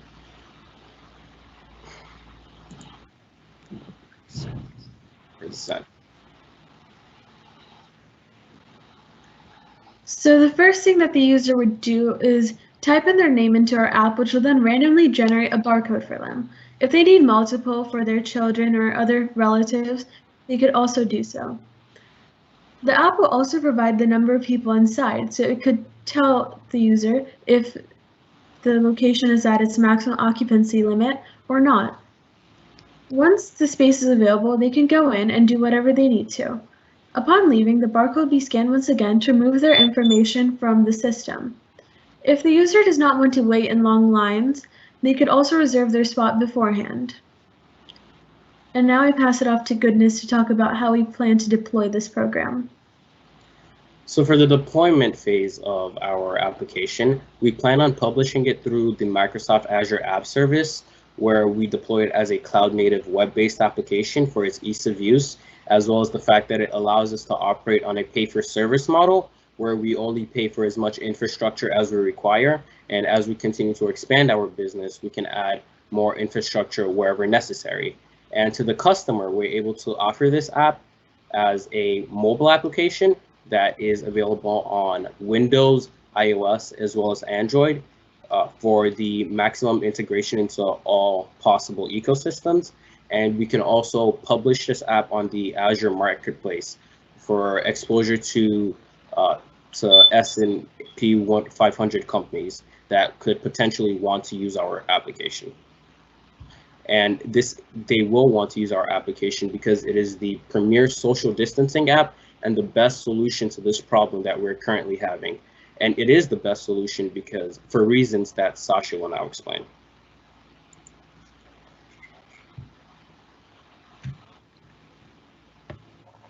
Hey, Sasha, you're on mute. There you go. What is being done now and why they fail? There are three main methods being used in stores right now: independent social distancing, paper barcodes, and security guards. The main problem is people are not good judges of distance and cannot always follow the 6 feet rule. As you can see in the picture on the bottom, even police officers that are meant for regulation aren't often good judges of the distance themselves. Paper barcodes are given to customer upon entry into stores are fragile and easily lost, and too inconsistent to be reliable. And security guards are only humans too, and vulnerable to this virus as well. Even worse, these guards can be asymptomatic and spread this virus to the store customers. Now on to precaution. In the development of any application, the developers need to have the ability to predict potential issue and the future of their apps.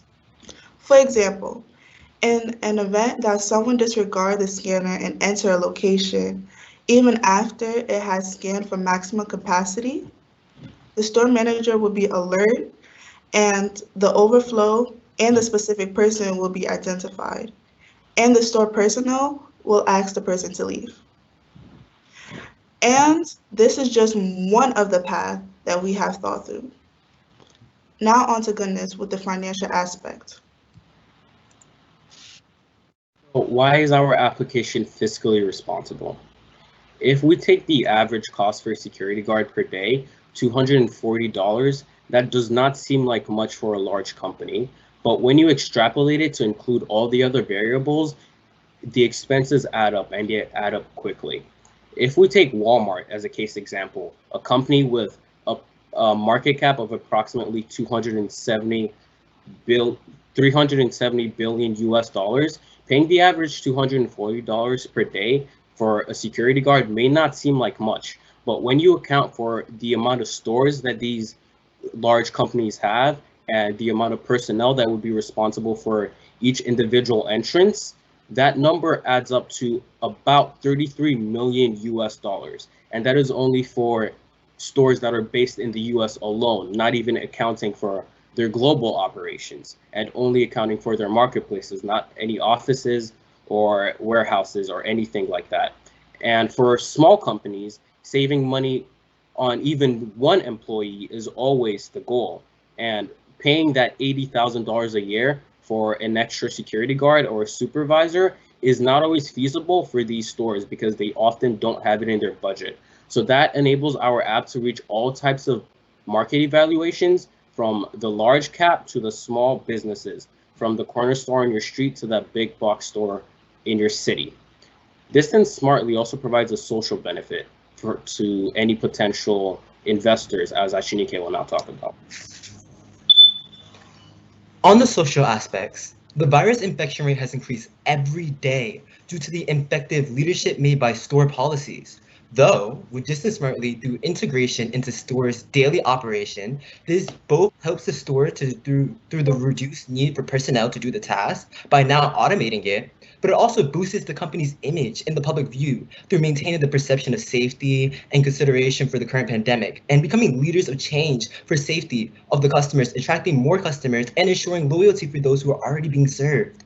Through this, we can also put the Distance Smartly app image on the front of the store to promote the product. This allows us people to feel much safer. And as they can trust us and the stores can trust them, you can understand that our technology will be able to help them. You may question if there's other apps that can do the same. I will now talk about the different competitors that will compete with Distance Smartly. With research, my team and I found that there is no idea exactly like ours, except paper barcodes.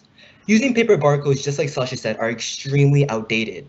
Stores using paper barcodes have problems with people losing them, and in result, stores are forced to hire more security guard, which instead puts them at a disadvantage of spending more money. The model needs a little modification that Distance Smartly can provide. Distance Smartly gives us hyper clarity that offers us the ability to use resources that are already there. Scanners are what shops already have, while 81% of Americans already have smartphones. This makes Distance Smartly think ahead of the game as investors. Also, we need to realize that since nobody has a serious impact of regulating the stores, it's our job as investors to think about how can we reopen businesses safely with proper regulations. Now I'm going to explain what we can do to expand this idea.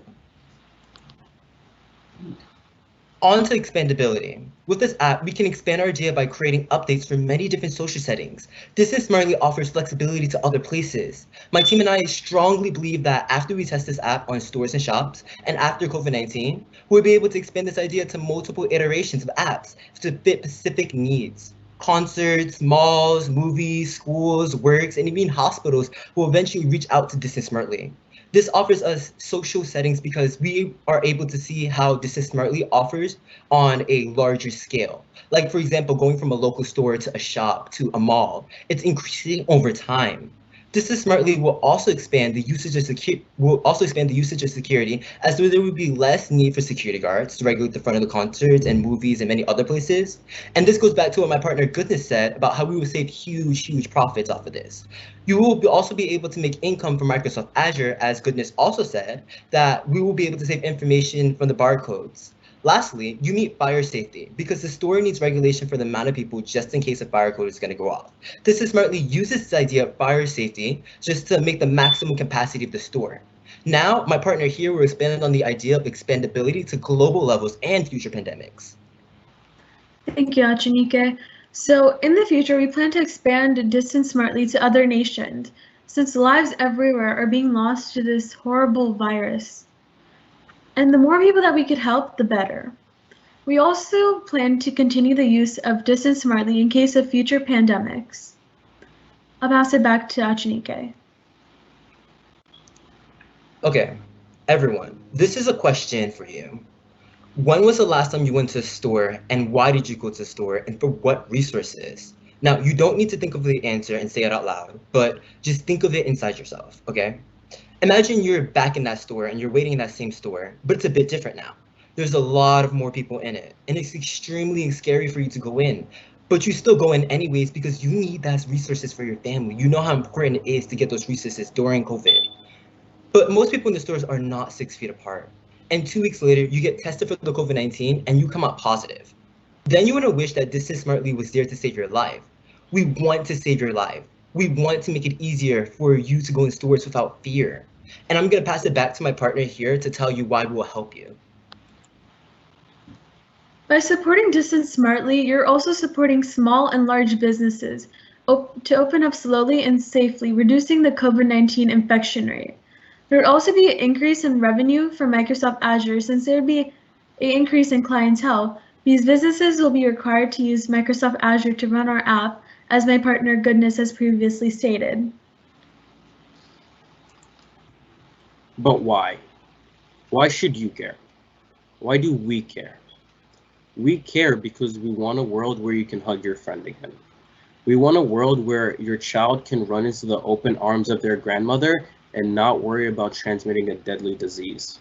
We want you to be able to shake people's hands again. We want people to be able to cough again and not be avoided like a plague. We want a mother to be able to go to a store and not be frightened that she is bringing back a dangerous virus to her newborn child. The best way to predict the future is to create it. And this, ladies and gentlemen, this is the future. This is our future. We want to do our part in saving the world. We want things to go back to normal. And this is our contribution towards that. So thank you for your time. And do we have any questions? Earlier you mentioned that if someone was to go in the store and not scan their barcode, that the manager would be alerted. How do you all plan on alerting the manager? Is that going to be something manually, or is that going to be another technology as well?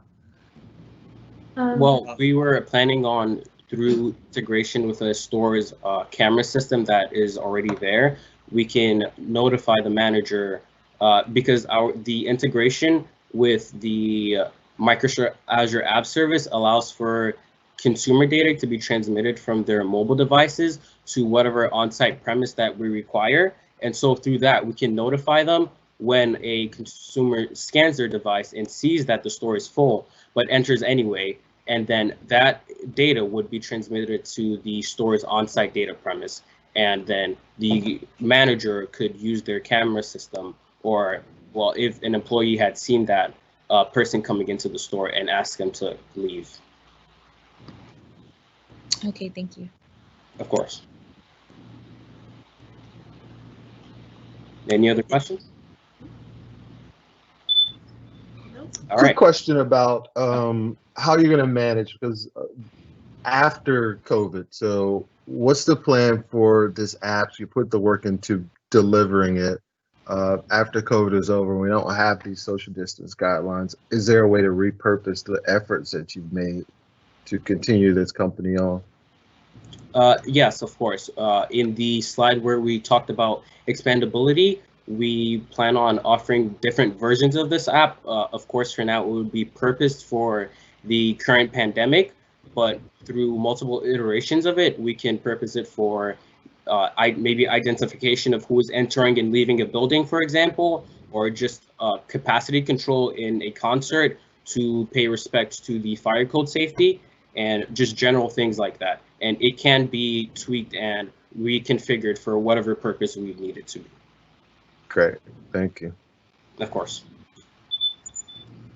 Amazing. Great job to your team. I know that was a lot of work that you put together. Amazing content. So I will give you a round of applause as well.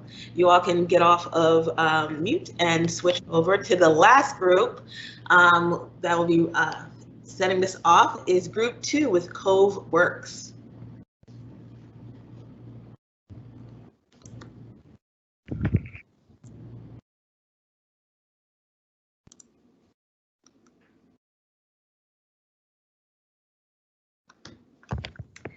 Okay, so hello everyone. My name is Anissa Robinson and I am a rising senior at McNair Academic High School. Good afternoon. My name is Akias Noble and I am a rising freshman and soon to be attendee of Franklin High School. Hi everyone, my name is Anissa Caleb and I'm a rising senior at Mesa Charter High School. And my name is Joel Lare and I'm a rising sophomore attending St. Mark's School. And together we are Cove Works, an organization providing a go-to source for COVID-19 info and relief. So before we go further into the presentation, I'd like for us to do something a little different. I want to interact with you all for a bit, and so I have one question for the judges. As you can see, there are numbers and a graph on the screen. Can I get 2 judges to take a quick guess on what these numbers might stand for? I will give the answers later, but just take a quick guess for now.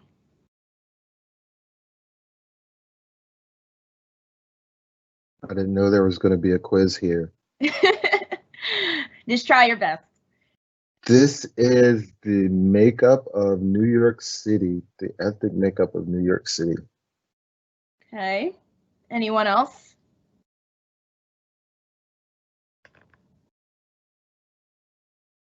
Okay. I'm going to go with that answer as well. Okay, no problem. So I want to be clear. I just asked some of you to take a wild guess at what some arbitrary numbers and a graph might mean on the screen. I did not provide any sort of context or background information related to the data. You all most likely felt bewildered and began to visualize or think of all the possible things that this information could be linked to. And that is genuinely where I wanted each of you to be. So as we continue through this presentation, you will understand the relevance of that element of confusion. So let us proceed. The first thing I want to give you all is a short and concise outline of what we will cover in today's presentation. As shown, we will be elaborating on the problems we want to resolve, along with the breakdown, accessibility, and advertisement of our product, which is our website. Surprise! So prior to us creating our website, we had to identify 2 main issues that we wanted to rectify. Currently, we are all in the midst of the COVID-19 pandemic. Knowing that several people are struggling day by day to help stop the spread of COVID-19 and stay educated on ways to do so, as an organization, we needed to understand the issues that are holding people back from being properly informed. And the 2 main things that we identified were the lack of contextual information and inclusion of political biases in news concerning COVID-19. Nowadays, several graphs and models are being projected on the media without any given context of population size and resources. Therefore, people are left to rely on their own interpretations of data, which could lead to misunderstandings and conspiracy theories. For instance, in a recent interview between President Trump and Jonathan Swan, Trump used charts to defend his COVID-19 response. Here's what was said. "Oh, you're doing death as a proportion of cases. I'm talking about death as a proportion of population. That's where the US is really bad, much worse than South Korea, Germany, etc." In which Donald Trump replied, "You can't do that." And then Swan replied, "Why can't I do that?"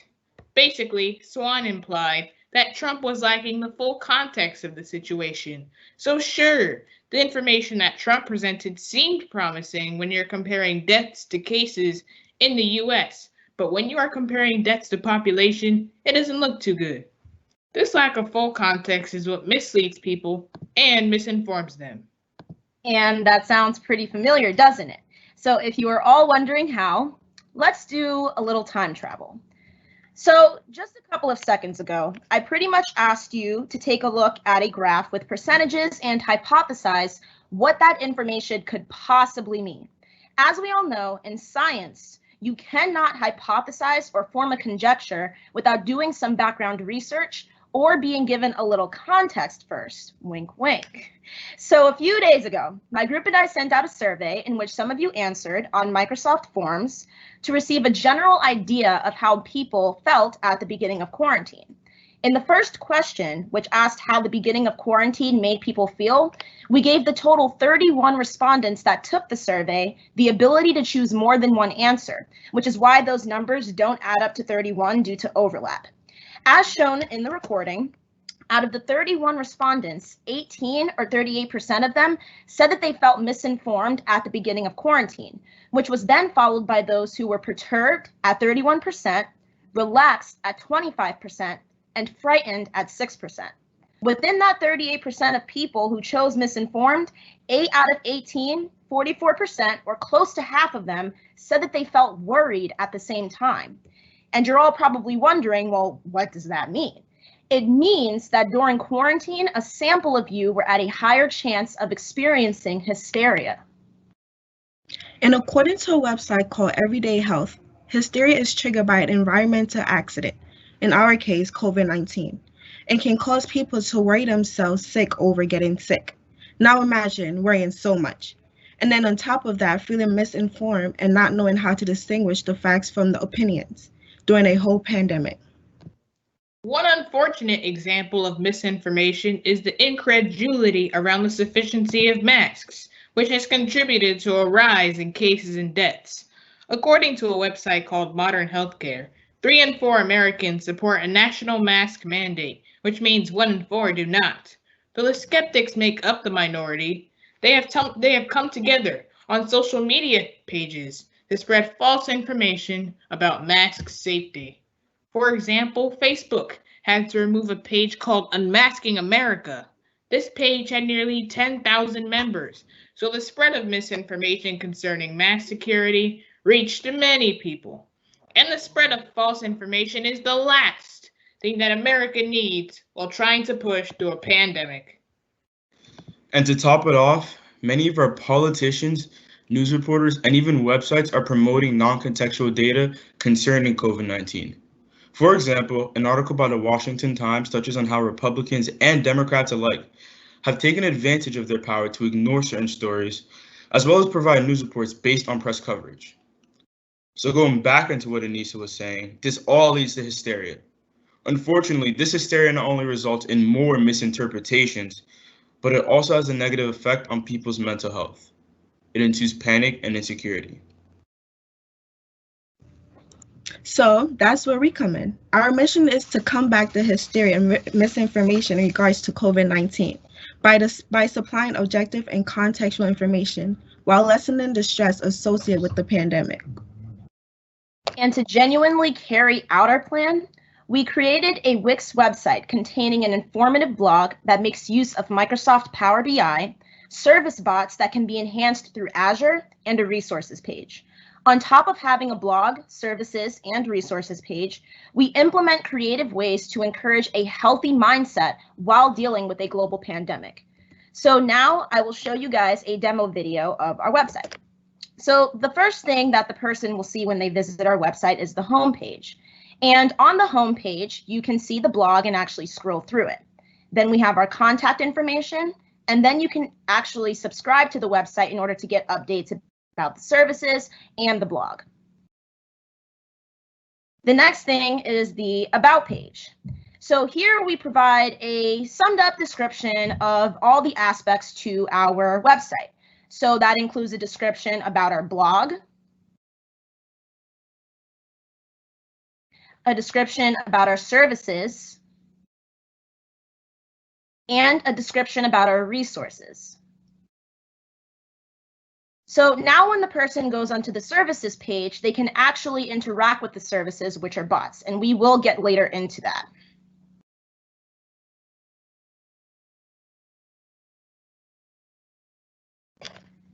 And last is our resources page, where we give the users of the website the ability to not only get accurate and objective information about COVID-19, but they can do something about it and give back to their communities. So next, Joelle will talk about our blog. The blog is a very important part of our website and how we mainly address the issue of misinformation. Our blog contains 3 categories that were all strategically put into place to solve a specific purpose.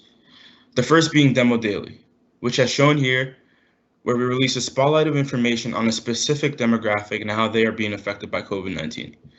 This is important because we realize how little this is being talked about in the media, yet how much of an impact it has on our society. The second category is health information, where we release up-to-date info on the symptoms, treatment, and prevention for COVID. And the final category is the humor section, where we post funny comedies or memes to add to our feel-good factor in our effort to combat hysteria. Another aspect of our website is the interactive data portion through Microsoft's Power BI.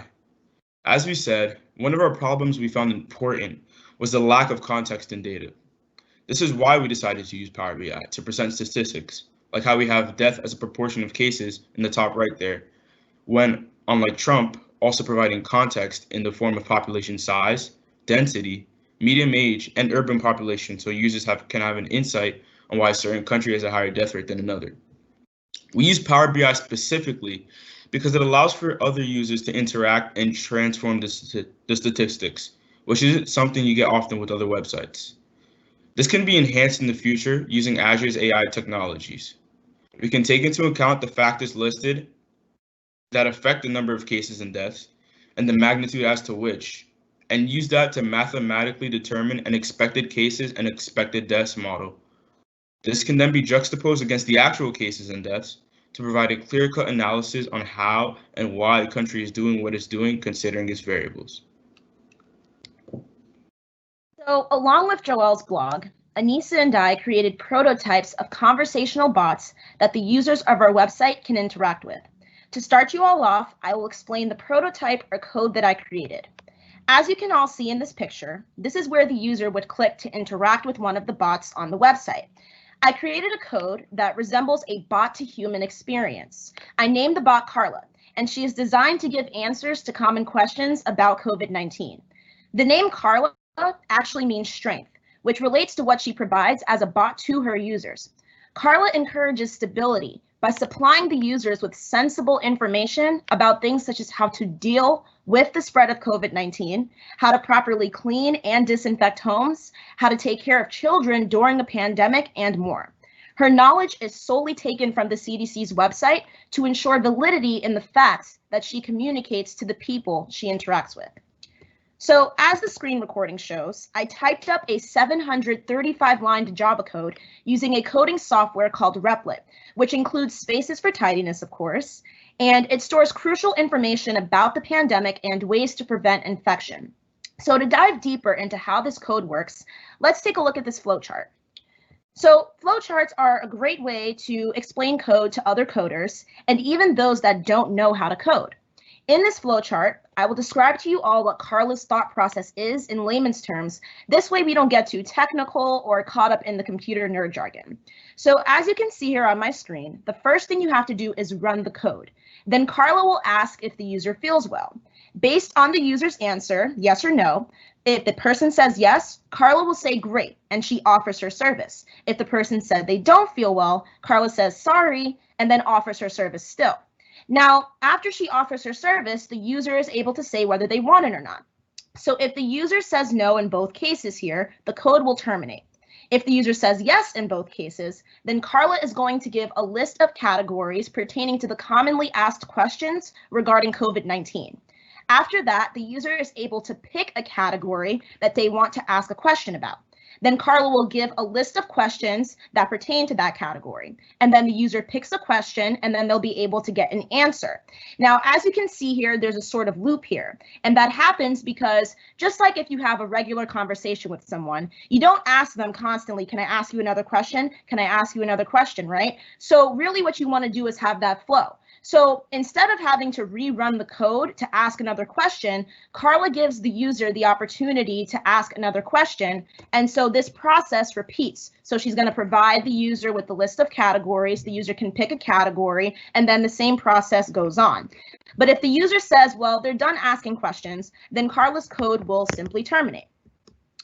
So now I will show you guys a video specifically showing you how it would look in the console of Carla's code when a user interacts with it. So she provides her introduction to herself, and then she asks the user if they feel well. So then the user says yes, and then she asks them if she, can provide help today. So the user says yes. Now she gives, those lists of 10 things based off of the categories of commonly asked questions about COVID-19. And she asks just to make sure, is that helpful? So then the user says yes. Now they're able to type in the number corresponding to the category that they want an answer from. So then Carla provides questions that pertain to that category. Then she answers the question. Now, like I said before, the user is able to ask another question, right? So what they're going to do is they're going to scroll up and see another category that they want and choose another number. In this case, they chose disinfection and cleaning. So then Carla provides those, questions again. Then she gives the answer. And she asks just to make sure, do they want another question? And they say no. So then the code will now terminate. So now Anissa will talk about her service. This is a picture showing the user would click to interact with the other bot that I created on the website. This is the code that I created using Java and Repellent. I decided to name the bot quota because a quota is a fixed share of something that a person or group is bound to contribute. Since my code is bound to contribute quote, it goes hand in hand. Now, I will show the flow chart so you guys will get a better understanding about how quota works. First, you run the code, and quota will ask you if you will need a quote for today. And it's the user's choice to say yes or no. If the user does not want a quote, the code will just simply terminate. Quota will say thank you and encourage the user to revisit the website. If the user selects yes, it will give them a list of quote genres to choose from. The genres are love, health, comedy, and happiness. The user will then type in the number corresponding to one of the categories. Based on that number the user enters, Quota will print a quote from the chosen genre. I will show a demo video of someone interacting with the code. As you can see, the user ran the code and Quota will ask the user if they would like a quote for today. The user then selects yes. Quota shows the quote genres. The user then selects genre number 2, which is comedy, and a quote automatically popped up. So now I'll give a simplified description of what Azure can offer for us to make an actual bot. Most of you might think that making a conversational bot requires a lot of if statements and data, and then you can magically have yourself a bot. But in reality, you will need to consider 3 following things. The bot's understanding of what the user or person it is interacting is saying, basically natural language processing or NLP. The bot's ability to return a knowledgeable response, and then to the implementation of the bot onto a website or app. So the first step to creating the bot is to make it through the Azure Bot Service, which is where the bot lives. And then you build the bot using the bot framework. The bot framework includes LUIS, which is a language understanding cloud-based API service that applies custom machine learning intelligence to a user's conversational AI.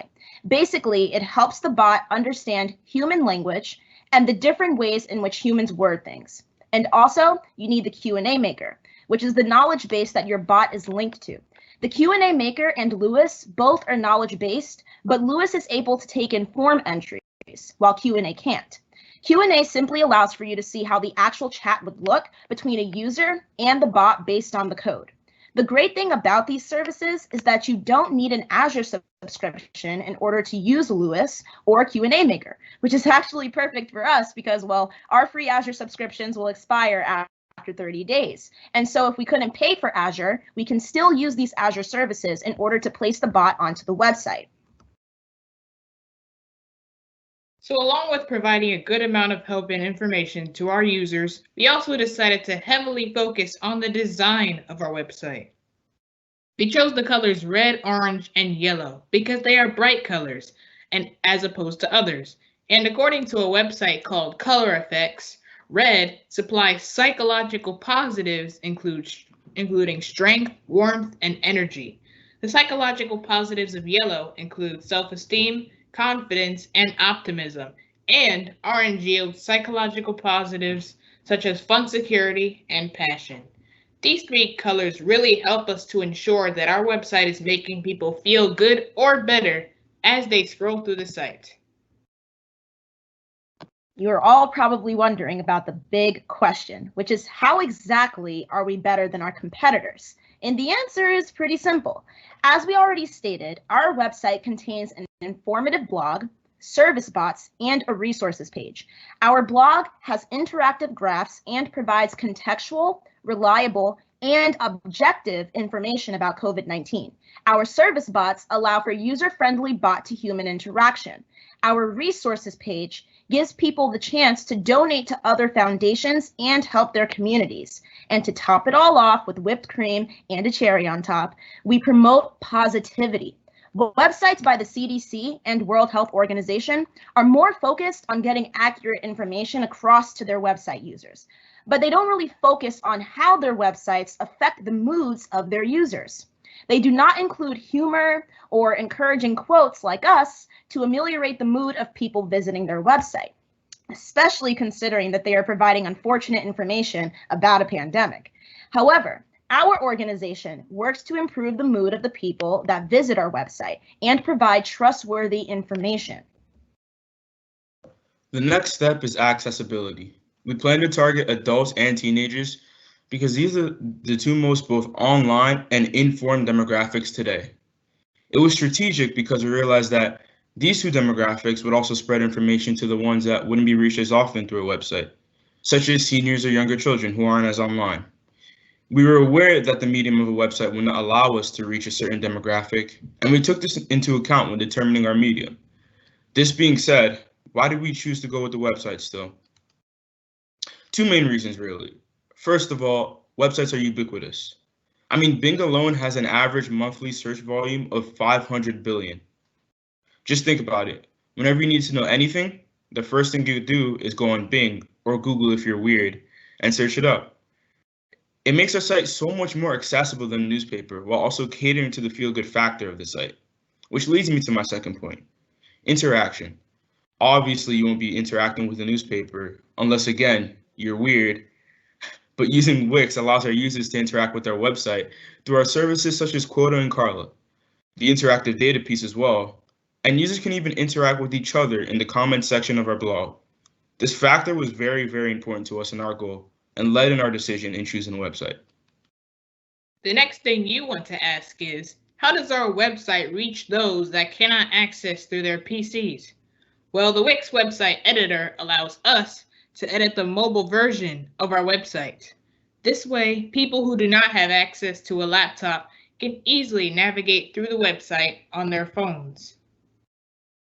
And lastly, when making a website, it is important to consider accessibility tools. The beauty about Wix is that when you make a website, accessibility tools are automatically embedded in the site. There are so many of them, 9 exactly, so I will mention just a few. The first one is full keyboard functionality, which basically means that all Wix products are fully operable with the keyboard. So whether you need to interact with small buttons or comprehensive online stores, you can completely use your keyboard. Next is automatic DOM order, which allows for us website makers to design our site in any order and then be able to drag and drop elements. The DOM is automatically arranged by Wix, so when visitors go to the site, they are able to rely on their keyboards and screens to navigate through the website. Last is correct semantics. Every component that is added to the Wix website comes with the proper semantics built in, making it easier for people with disabilities to understand our content. And to top it all off, our website is free, so all people can access all of our services and blog anytime they want. This is important, especially considering that many people are struggling with money during the pandemic. Next, Joelle will talk about the advertisement of our website. The hard part, how will people see our website? Now that's where SEO is coming. As the name says, search engine optimization, or as I said, SEO, are the process of understanding search engine models and what people are searching online so your webpage can be optimized to be as searchable as possible. Now, why do you need SEOs and what aspects of the webpage are being optimized? Well, for starters, I think the best way to answer this is as this meme says, one does not simply appear in search engine results. This is very true. I mean, from launch date, it can take up to weeks for your website to even appear in a Bing or Google search. And that's taken into account the 50 plus tabs of search. Now that I said that, when you search up best electric car reviews, why are What Car and Digital Trends the first 2 websites to pop up? It's because they match up their website to match the search query.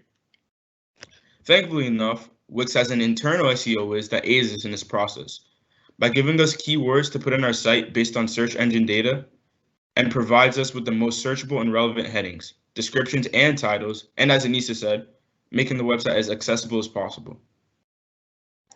With all of this being said, with everything going on today, our website is a great source for go-to COVID-19 info and relief. We work hard to communicate reliable information while making people's day. And if the pandemic is over, we can take a break, but if it happens to come up again, our website will be there to give updates on what people can do in order to prevent the spread. And truly, These are all things that you barely get all at once from other websites. So sit back, relax, and visit our website sometime. So these are our credits, and thank you for listening. And I just want to say that at the bottom of the screen, you can get the URL to our website. So this way you can go visit on your own and scroll through the blog and everything like that. And if you guys have any questions, please feel free to ask. But thank you. Hey guys, thanks again for your presentation. So I did have a question. This is Antoine. My gut tells me that the audience that would benefit most from your application and service may not be the same that would be inclined to use it. That's just a gut feeling I have.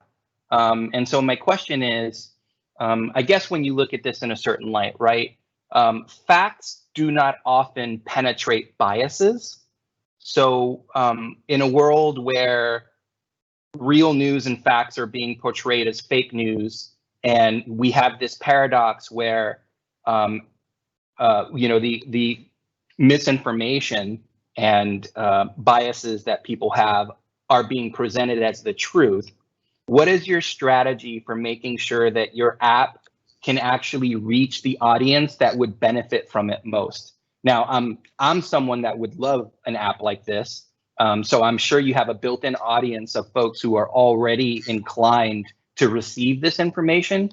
But if you're gonna make sure that this app lands with an audience that may be closed off to it, do you have a strategy for how you could reach those folks?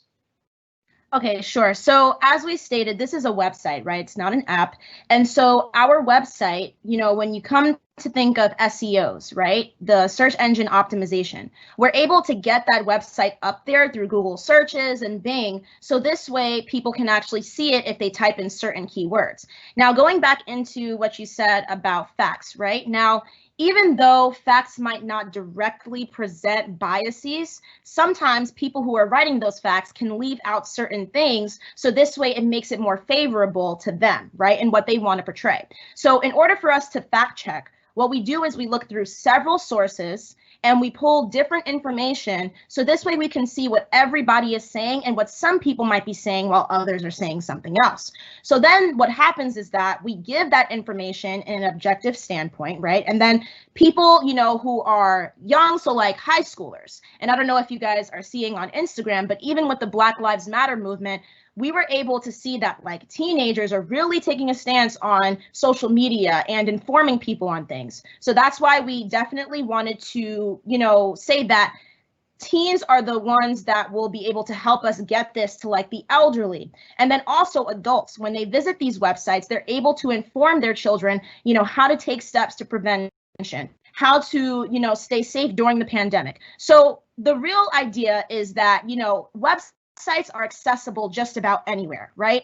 And you don't have to download them. You can easily just go onto the internet, right? Whereas an app, you have to, have internet in order to download sometimes, and it can be a little stressful. But with websites, you can access it anywhere you want, on your phone or on your tablet, right? So that's really how we're making sure that it's reaching people at the same time while we're updating all that information. I hope that answered your question. Great, thank you. Yes. Awesome. Any other questions? We are actually at time, so we are going to wrap this up. But amazing job to group 2. Amazing work. We are going to actually take some time for the judges to deliberate, so we can figure out and determine who the winner of the hackathon group projects will be. But in the meantime, while we are doing that, I will pass it along to Alfred, who will keep you all entertained during this time.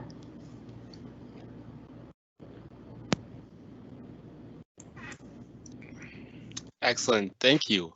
We've had some time to work with the students, and they were basically asked to do a number of different programs throughout the 6 weeks, and essentially the idea was to make sure that they had an opportunity to share with you and with them what they're learning each week.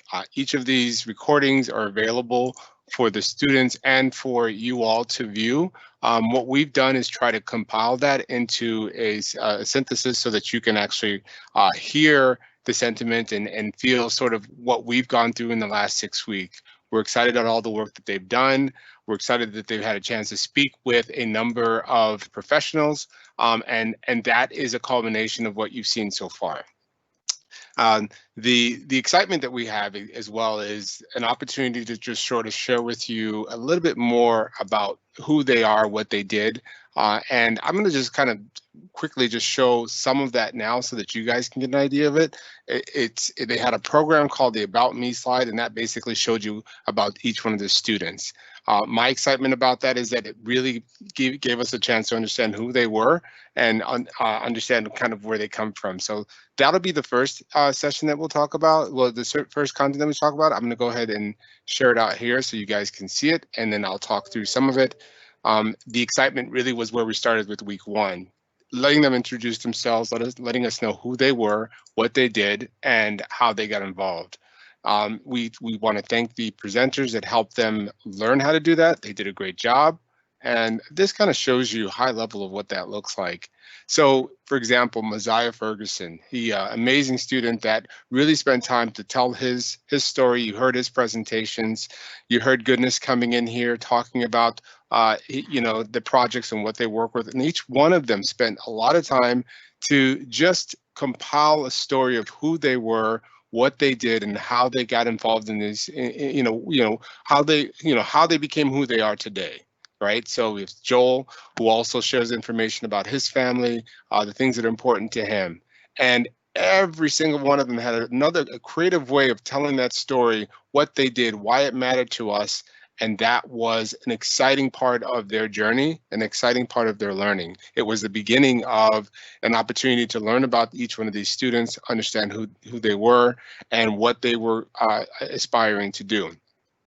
Now, the other piece of that we use that to do is to build different coding languages, different programs, different projects, which we'll share in a bit. And the excitement again with that is we are really just opening up with having an opportunity to share with you guys who these students are and really watch them as they grow. Because again, with the program, what we've seen is over the years, we've continued to sort of expand on what we do. We started out in 2016 with with about 10 to 15 students that were involved in the band program. And over the years, we've seen it grow to now we have 20. And each one of them have a unique story to tell, a unique, information that they want to share with you about who they were. And what we'll do is make sure that you have a chance to get to know them and when we go into the next phase. Now, I know we also had a presentation that sort of talks to you about sort of what their journey was like. And I actually have that on another slide. Takesha or Emmeline, are you guys on by chance? I'm assuming you guys are. Yes. Can you talk to me? I'd love for you guys to share sort of your experiences with some of the students as well. What maybe perhaps your experience you had with the About Me portion of the learning process as well, because I know that was important.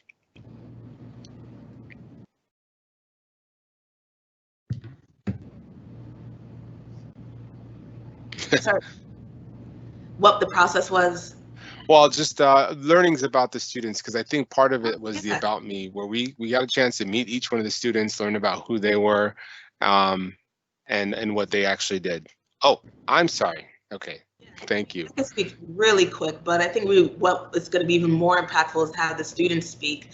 But overall, I think what was amazing was seeing the growth from starting the start of the 6 weeks to where we are now with the presentations, how it's so important to own your brand, know how to, announce yourself when you're coming into a room or in a group virtually as well. So seeing the students and their growth, I think was the most amazing piece of this whole virtual experience, which was our first take at this with everything going on and having to move this virtually. So I think overall it was amazing, but I think we could kick it off to the students to hear their thoughts about the program too. Perfect. So first up, I think we have Anissa Robinson. Hello. So the Blacks at Microsoft program taught me several things this summer. As a team leader, I was able to strengthen my leadership qualities by practicing patience, accommodation, and discipline. Through the mentorship part of programming, I realized how versatile Microsoft is and how anyone with any talent or knowledge can show up and find at least one job that can suit them.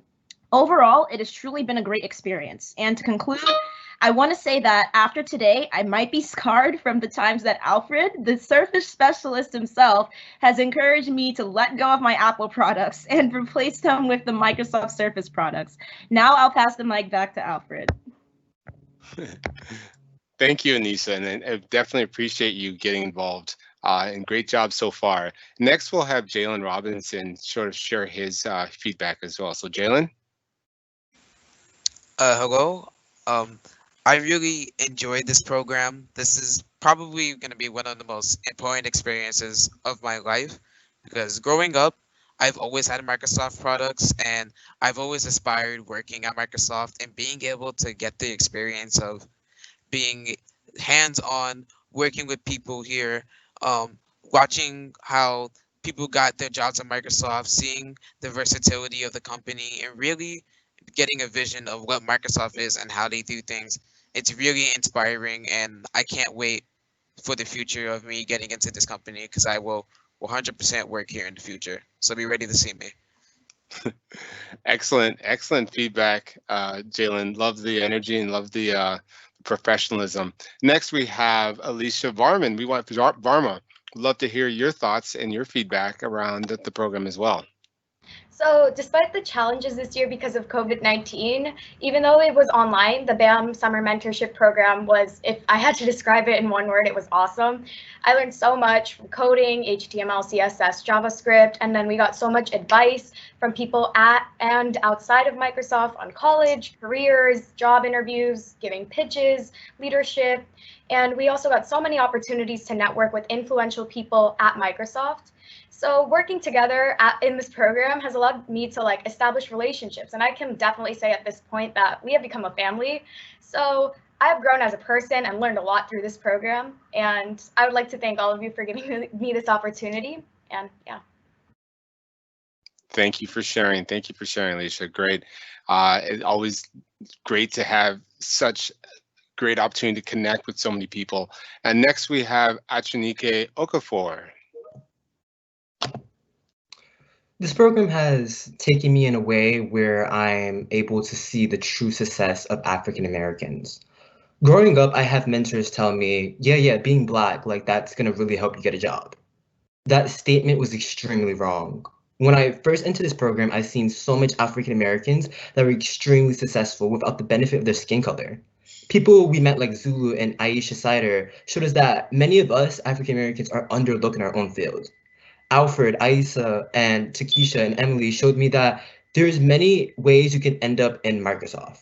And it showed me how inclusive Microsoft can be because of their networking. I always love what they showed us to do and tried to encourage us to challenge our limits by reaching so much different things. And I love the overall idea of mentoring ourselves. So I just want to say a big thank you to everyone here. And I just want to congratulate everyone here because this was just an amazing experience overall. And congratulations to you as well. Great job. Keep up the good job. And next we have Sasha Keynes. Yes, being a part of this program, like Ashanike just said, amazing experience. Just communicating with people that look like me, that are successful, was very inspiring. Just being able to learn how to start a conversation was great for me. Just advocating for myself, speaking up, just learning how to create an elevator pitch. This experience was just great. I loved working with all of you. Such great people, kind, funny. It was just an awesome experience, and I would totally do it again if I could. I'm sad to say goodbye to it all. And we're glad to have you as part of the program as well. Thank you for that thoughtful feedback. And next we have Prakash Nayak. So like everyone else said, this was such an amazing experience for me. I've learned so much throughout the program. Like, for example, I didn't even know what networking was when I started this program. And now, like, I know all about LinkedIn. I also learned how to code, and that's like a big part and like technology becomes more and more important every day. So overall, I just wanted to thank everyone for like letting me join this program because it's been truly life changing and it's truly helped me a lot. Thank you, feedback. Thank you for that feedback, Prakash. Great feedback. And next on the list, we have Lauren Fedario. We'd love to hear your thoughts.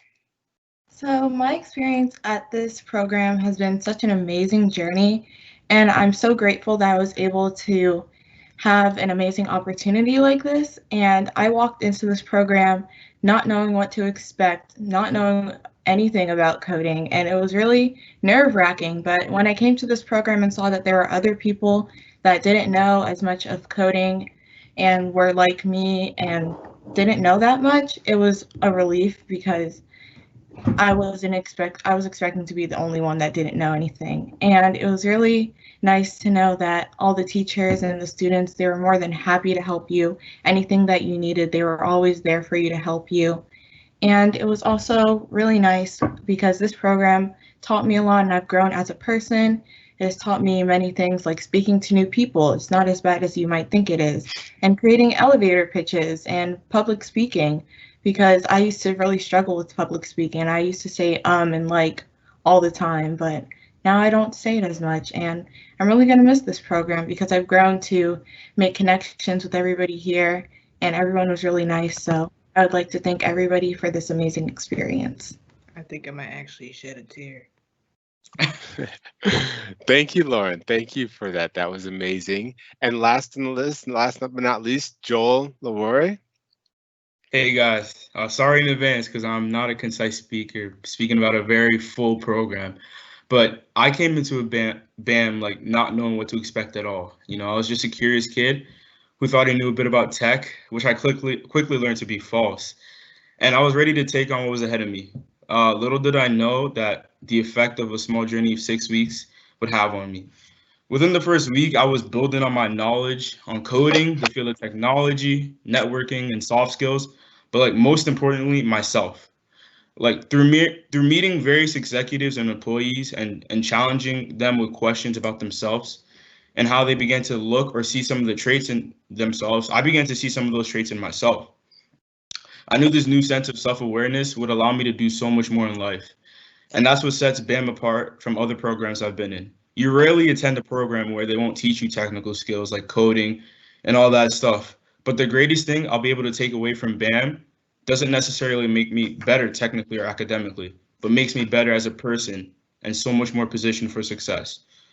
So Emily, Takesha, Alfred, Aisa, my fellow mentees, my boys Akaias, and all of you came to speak throughout the program to us. Thank you for what you've taught me. I'm going to miss you guys a lot, and I'll forever be grateful for this program. Thank you for that feedback and thoughtful mention. And thank you, all of you guys, for being participants. And with that, we took some time to compile sort of our recollection of the experience. So I have a short video that I'd love to share with the team. So I'm just going to tee it up here, and then we're going to move forward. Super excited to see this.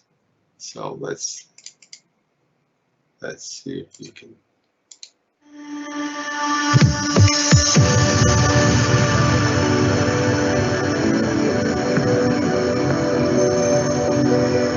One second. Don't think you guys can. You guys hear it? Yes, you can. Yeah, we can hear it. We just can't see it yet. Okay, now we're good.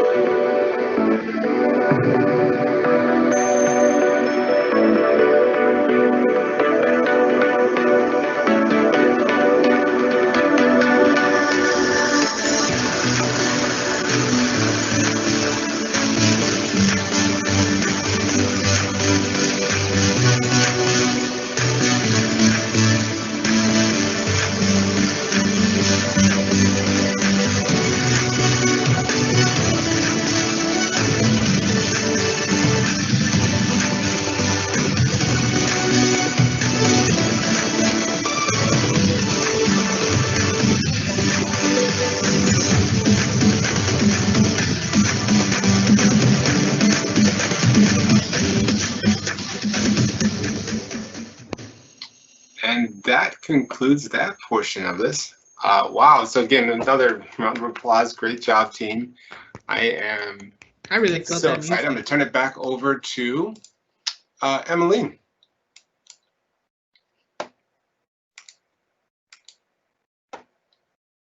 Actually, it's me, Alfred. Emmeline. No worries. Hi, everyone. My name is Isa Bautista, and I'm a licensing executive here at Microsoft. I am one of the allies for BAM and one of the program leads with Alfred, Takesha, and Emmeline. So it's great to have everyone here. Thank you so much for coming to support our students and to celebrate them, because as you can see, they've done some really amazing work this summer. And, you know, that's not without us pushing them, right? Because we knew and we saw their potential, and we really wanted them to do well. And I think that you can see that they've actually exceeded all of the expectations that any of the four of us had. So congratulations to all the students.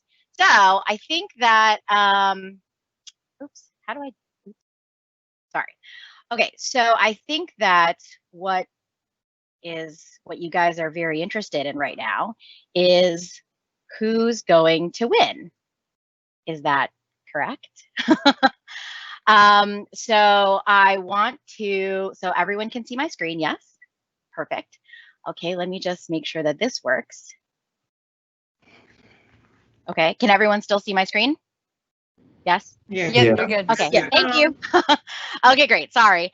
Okay, so the first thing that we wanted to do is we actually wanted to provide our graduating seniors with a gift from Microsoft, because you know, obviously as they're going off to college, we want to ensure that they have the best foot forward. And so for Malik Powell and Rima Petty, you guys will get a Surface Book too. So congratulations to our graduating seniors. Woo!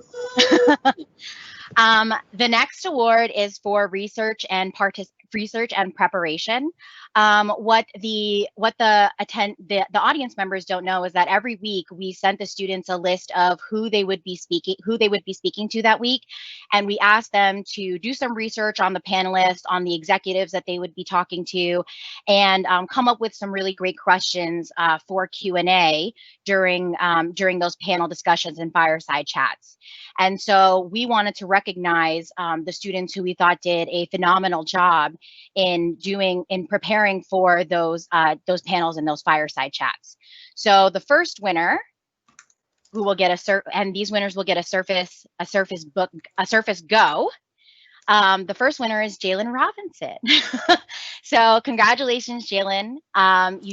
You worked really hard, and you had some really great questions throughout the summer. So thank you so much. And then our second winner is Sasha Keynes. And congratulations, Sasha. You know, I know that the audience is not able to see some of the work that you did, but you know, every week Sasha came to the table with multiple questions that were thoroughly researched, and I can tell you that a lot of the panelists who answered her questions were really surprised and really encouraged by the research that she did and the thoughtfulness in her questions. So congratulations to Jalen and Sasha. The next award is for participation and engagement. We asked the students in the beginning of the program to, you know, because this is virtual, we wanted the students to be engaged. We asked them to ensure that they participated. And I'm sure the students will tell you all that we had them go through some really, really long days, like 9:30 to 4 o'clock straight. And so we know that we asked them for a lot, and we wanted to recognize a couple of students who we thought went above and beyond in participation and engagement. And these students will be receiving a Surface Go. So the first student who wins a participation and engagement award is Lauren. I want to thank you so much, Lauren, for all of your passion, your energy, and your excitement throughout the program. I know that, you know, sometimes it was hard for you to speak up, but you found your voice, and it was really, really great.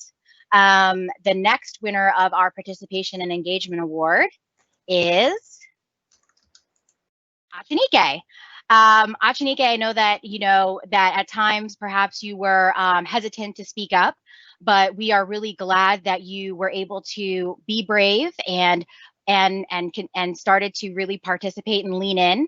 And for that, we wanted to congratulate you both. So congratulations to Lauren and Achinike for winning the participation and engagement award. The next award that we wanted to give out was for the Individual Coding Award. For the audience members, the students did a couple of hours of coding per week where they learned 2 different languages, as Takesha mentioned in the beginning. And what they were asked to do was create a video around their coding project and submit it. And actually one of their teachers, Ophelia, she chose who the winners would be. And the winners of the Individual Coding Award will actually receive an Xbox. So the first award winner is Alicia. So congratulations, Alicia, on doing a great project for your on doing a great coding project. The next award winner for the individual coding is Prakash. So again, congratulations to you both. Ophelia felt that you guys did really great in showing your coding and really taking in all of the information that you guys learned throughout your coding classes. Now for the award that everyone's been waiting for, right? Which is the Group Hackathon Project Award. I'm sure as all of the audience members can see, all of the groups did extremely well and they really, really prepared. They put a lot of work and a ton of time into it.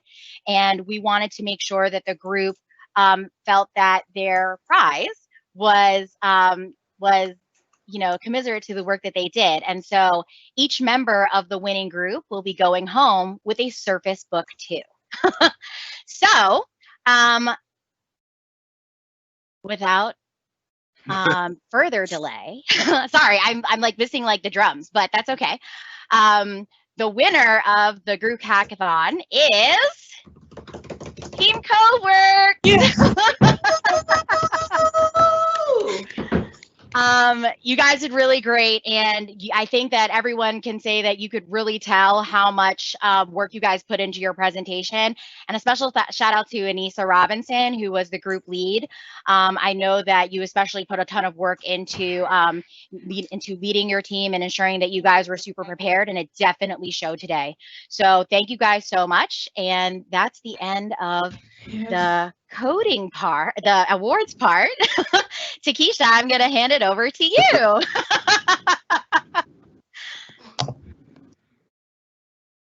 How exciting was that? Started beating out of my chest. I saw a couple of people get up and run, so y'all can't see them, but in the background we can, and that was absolutely hilarious. Zacchaeus literally just did a run somewhere, not really sure where, but he definitely ran a little bit. So congratulations to that final team. I also just want to say thank you to everyone who has helped us and participated. Congratulations to the class of summer 2020 for our mentorship.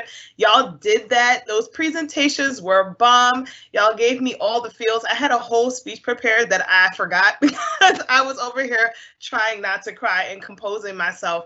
But I'm really so proud of all the work you have done this summer. If I haven't told y'all that from the beginning until now, we see such amazing change and growth in you all. And I feel like we're literally looking at all of the future leaders that are going to come up and one day have to give us jobs. So just remember that we helped y'all at some point in your lives. I also wanted to say thank you to the judges, to the volunteers, to SLT, to everyone who came out, the sponsoring companies. Thank you to the Xbox team, the MS stores, the MS teams, the Surface team. As y'all can see, I have a lot of people to thank because they all helped make today possible. And also a special thank you to Samantha.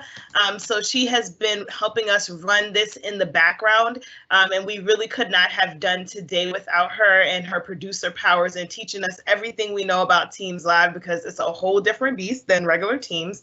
But really just congratulations to all of you, and congratulations to the winner. I know we'll meet some of you in person tomorrow for the first time, which is weird because we've known you for 6 weeks now. But we're really so proud of everything you've done.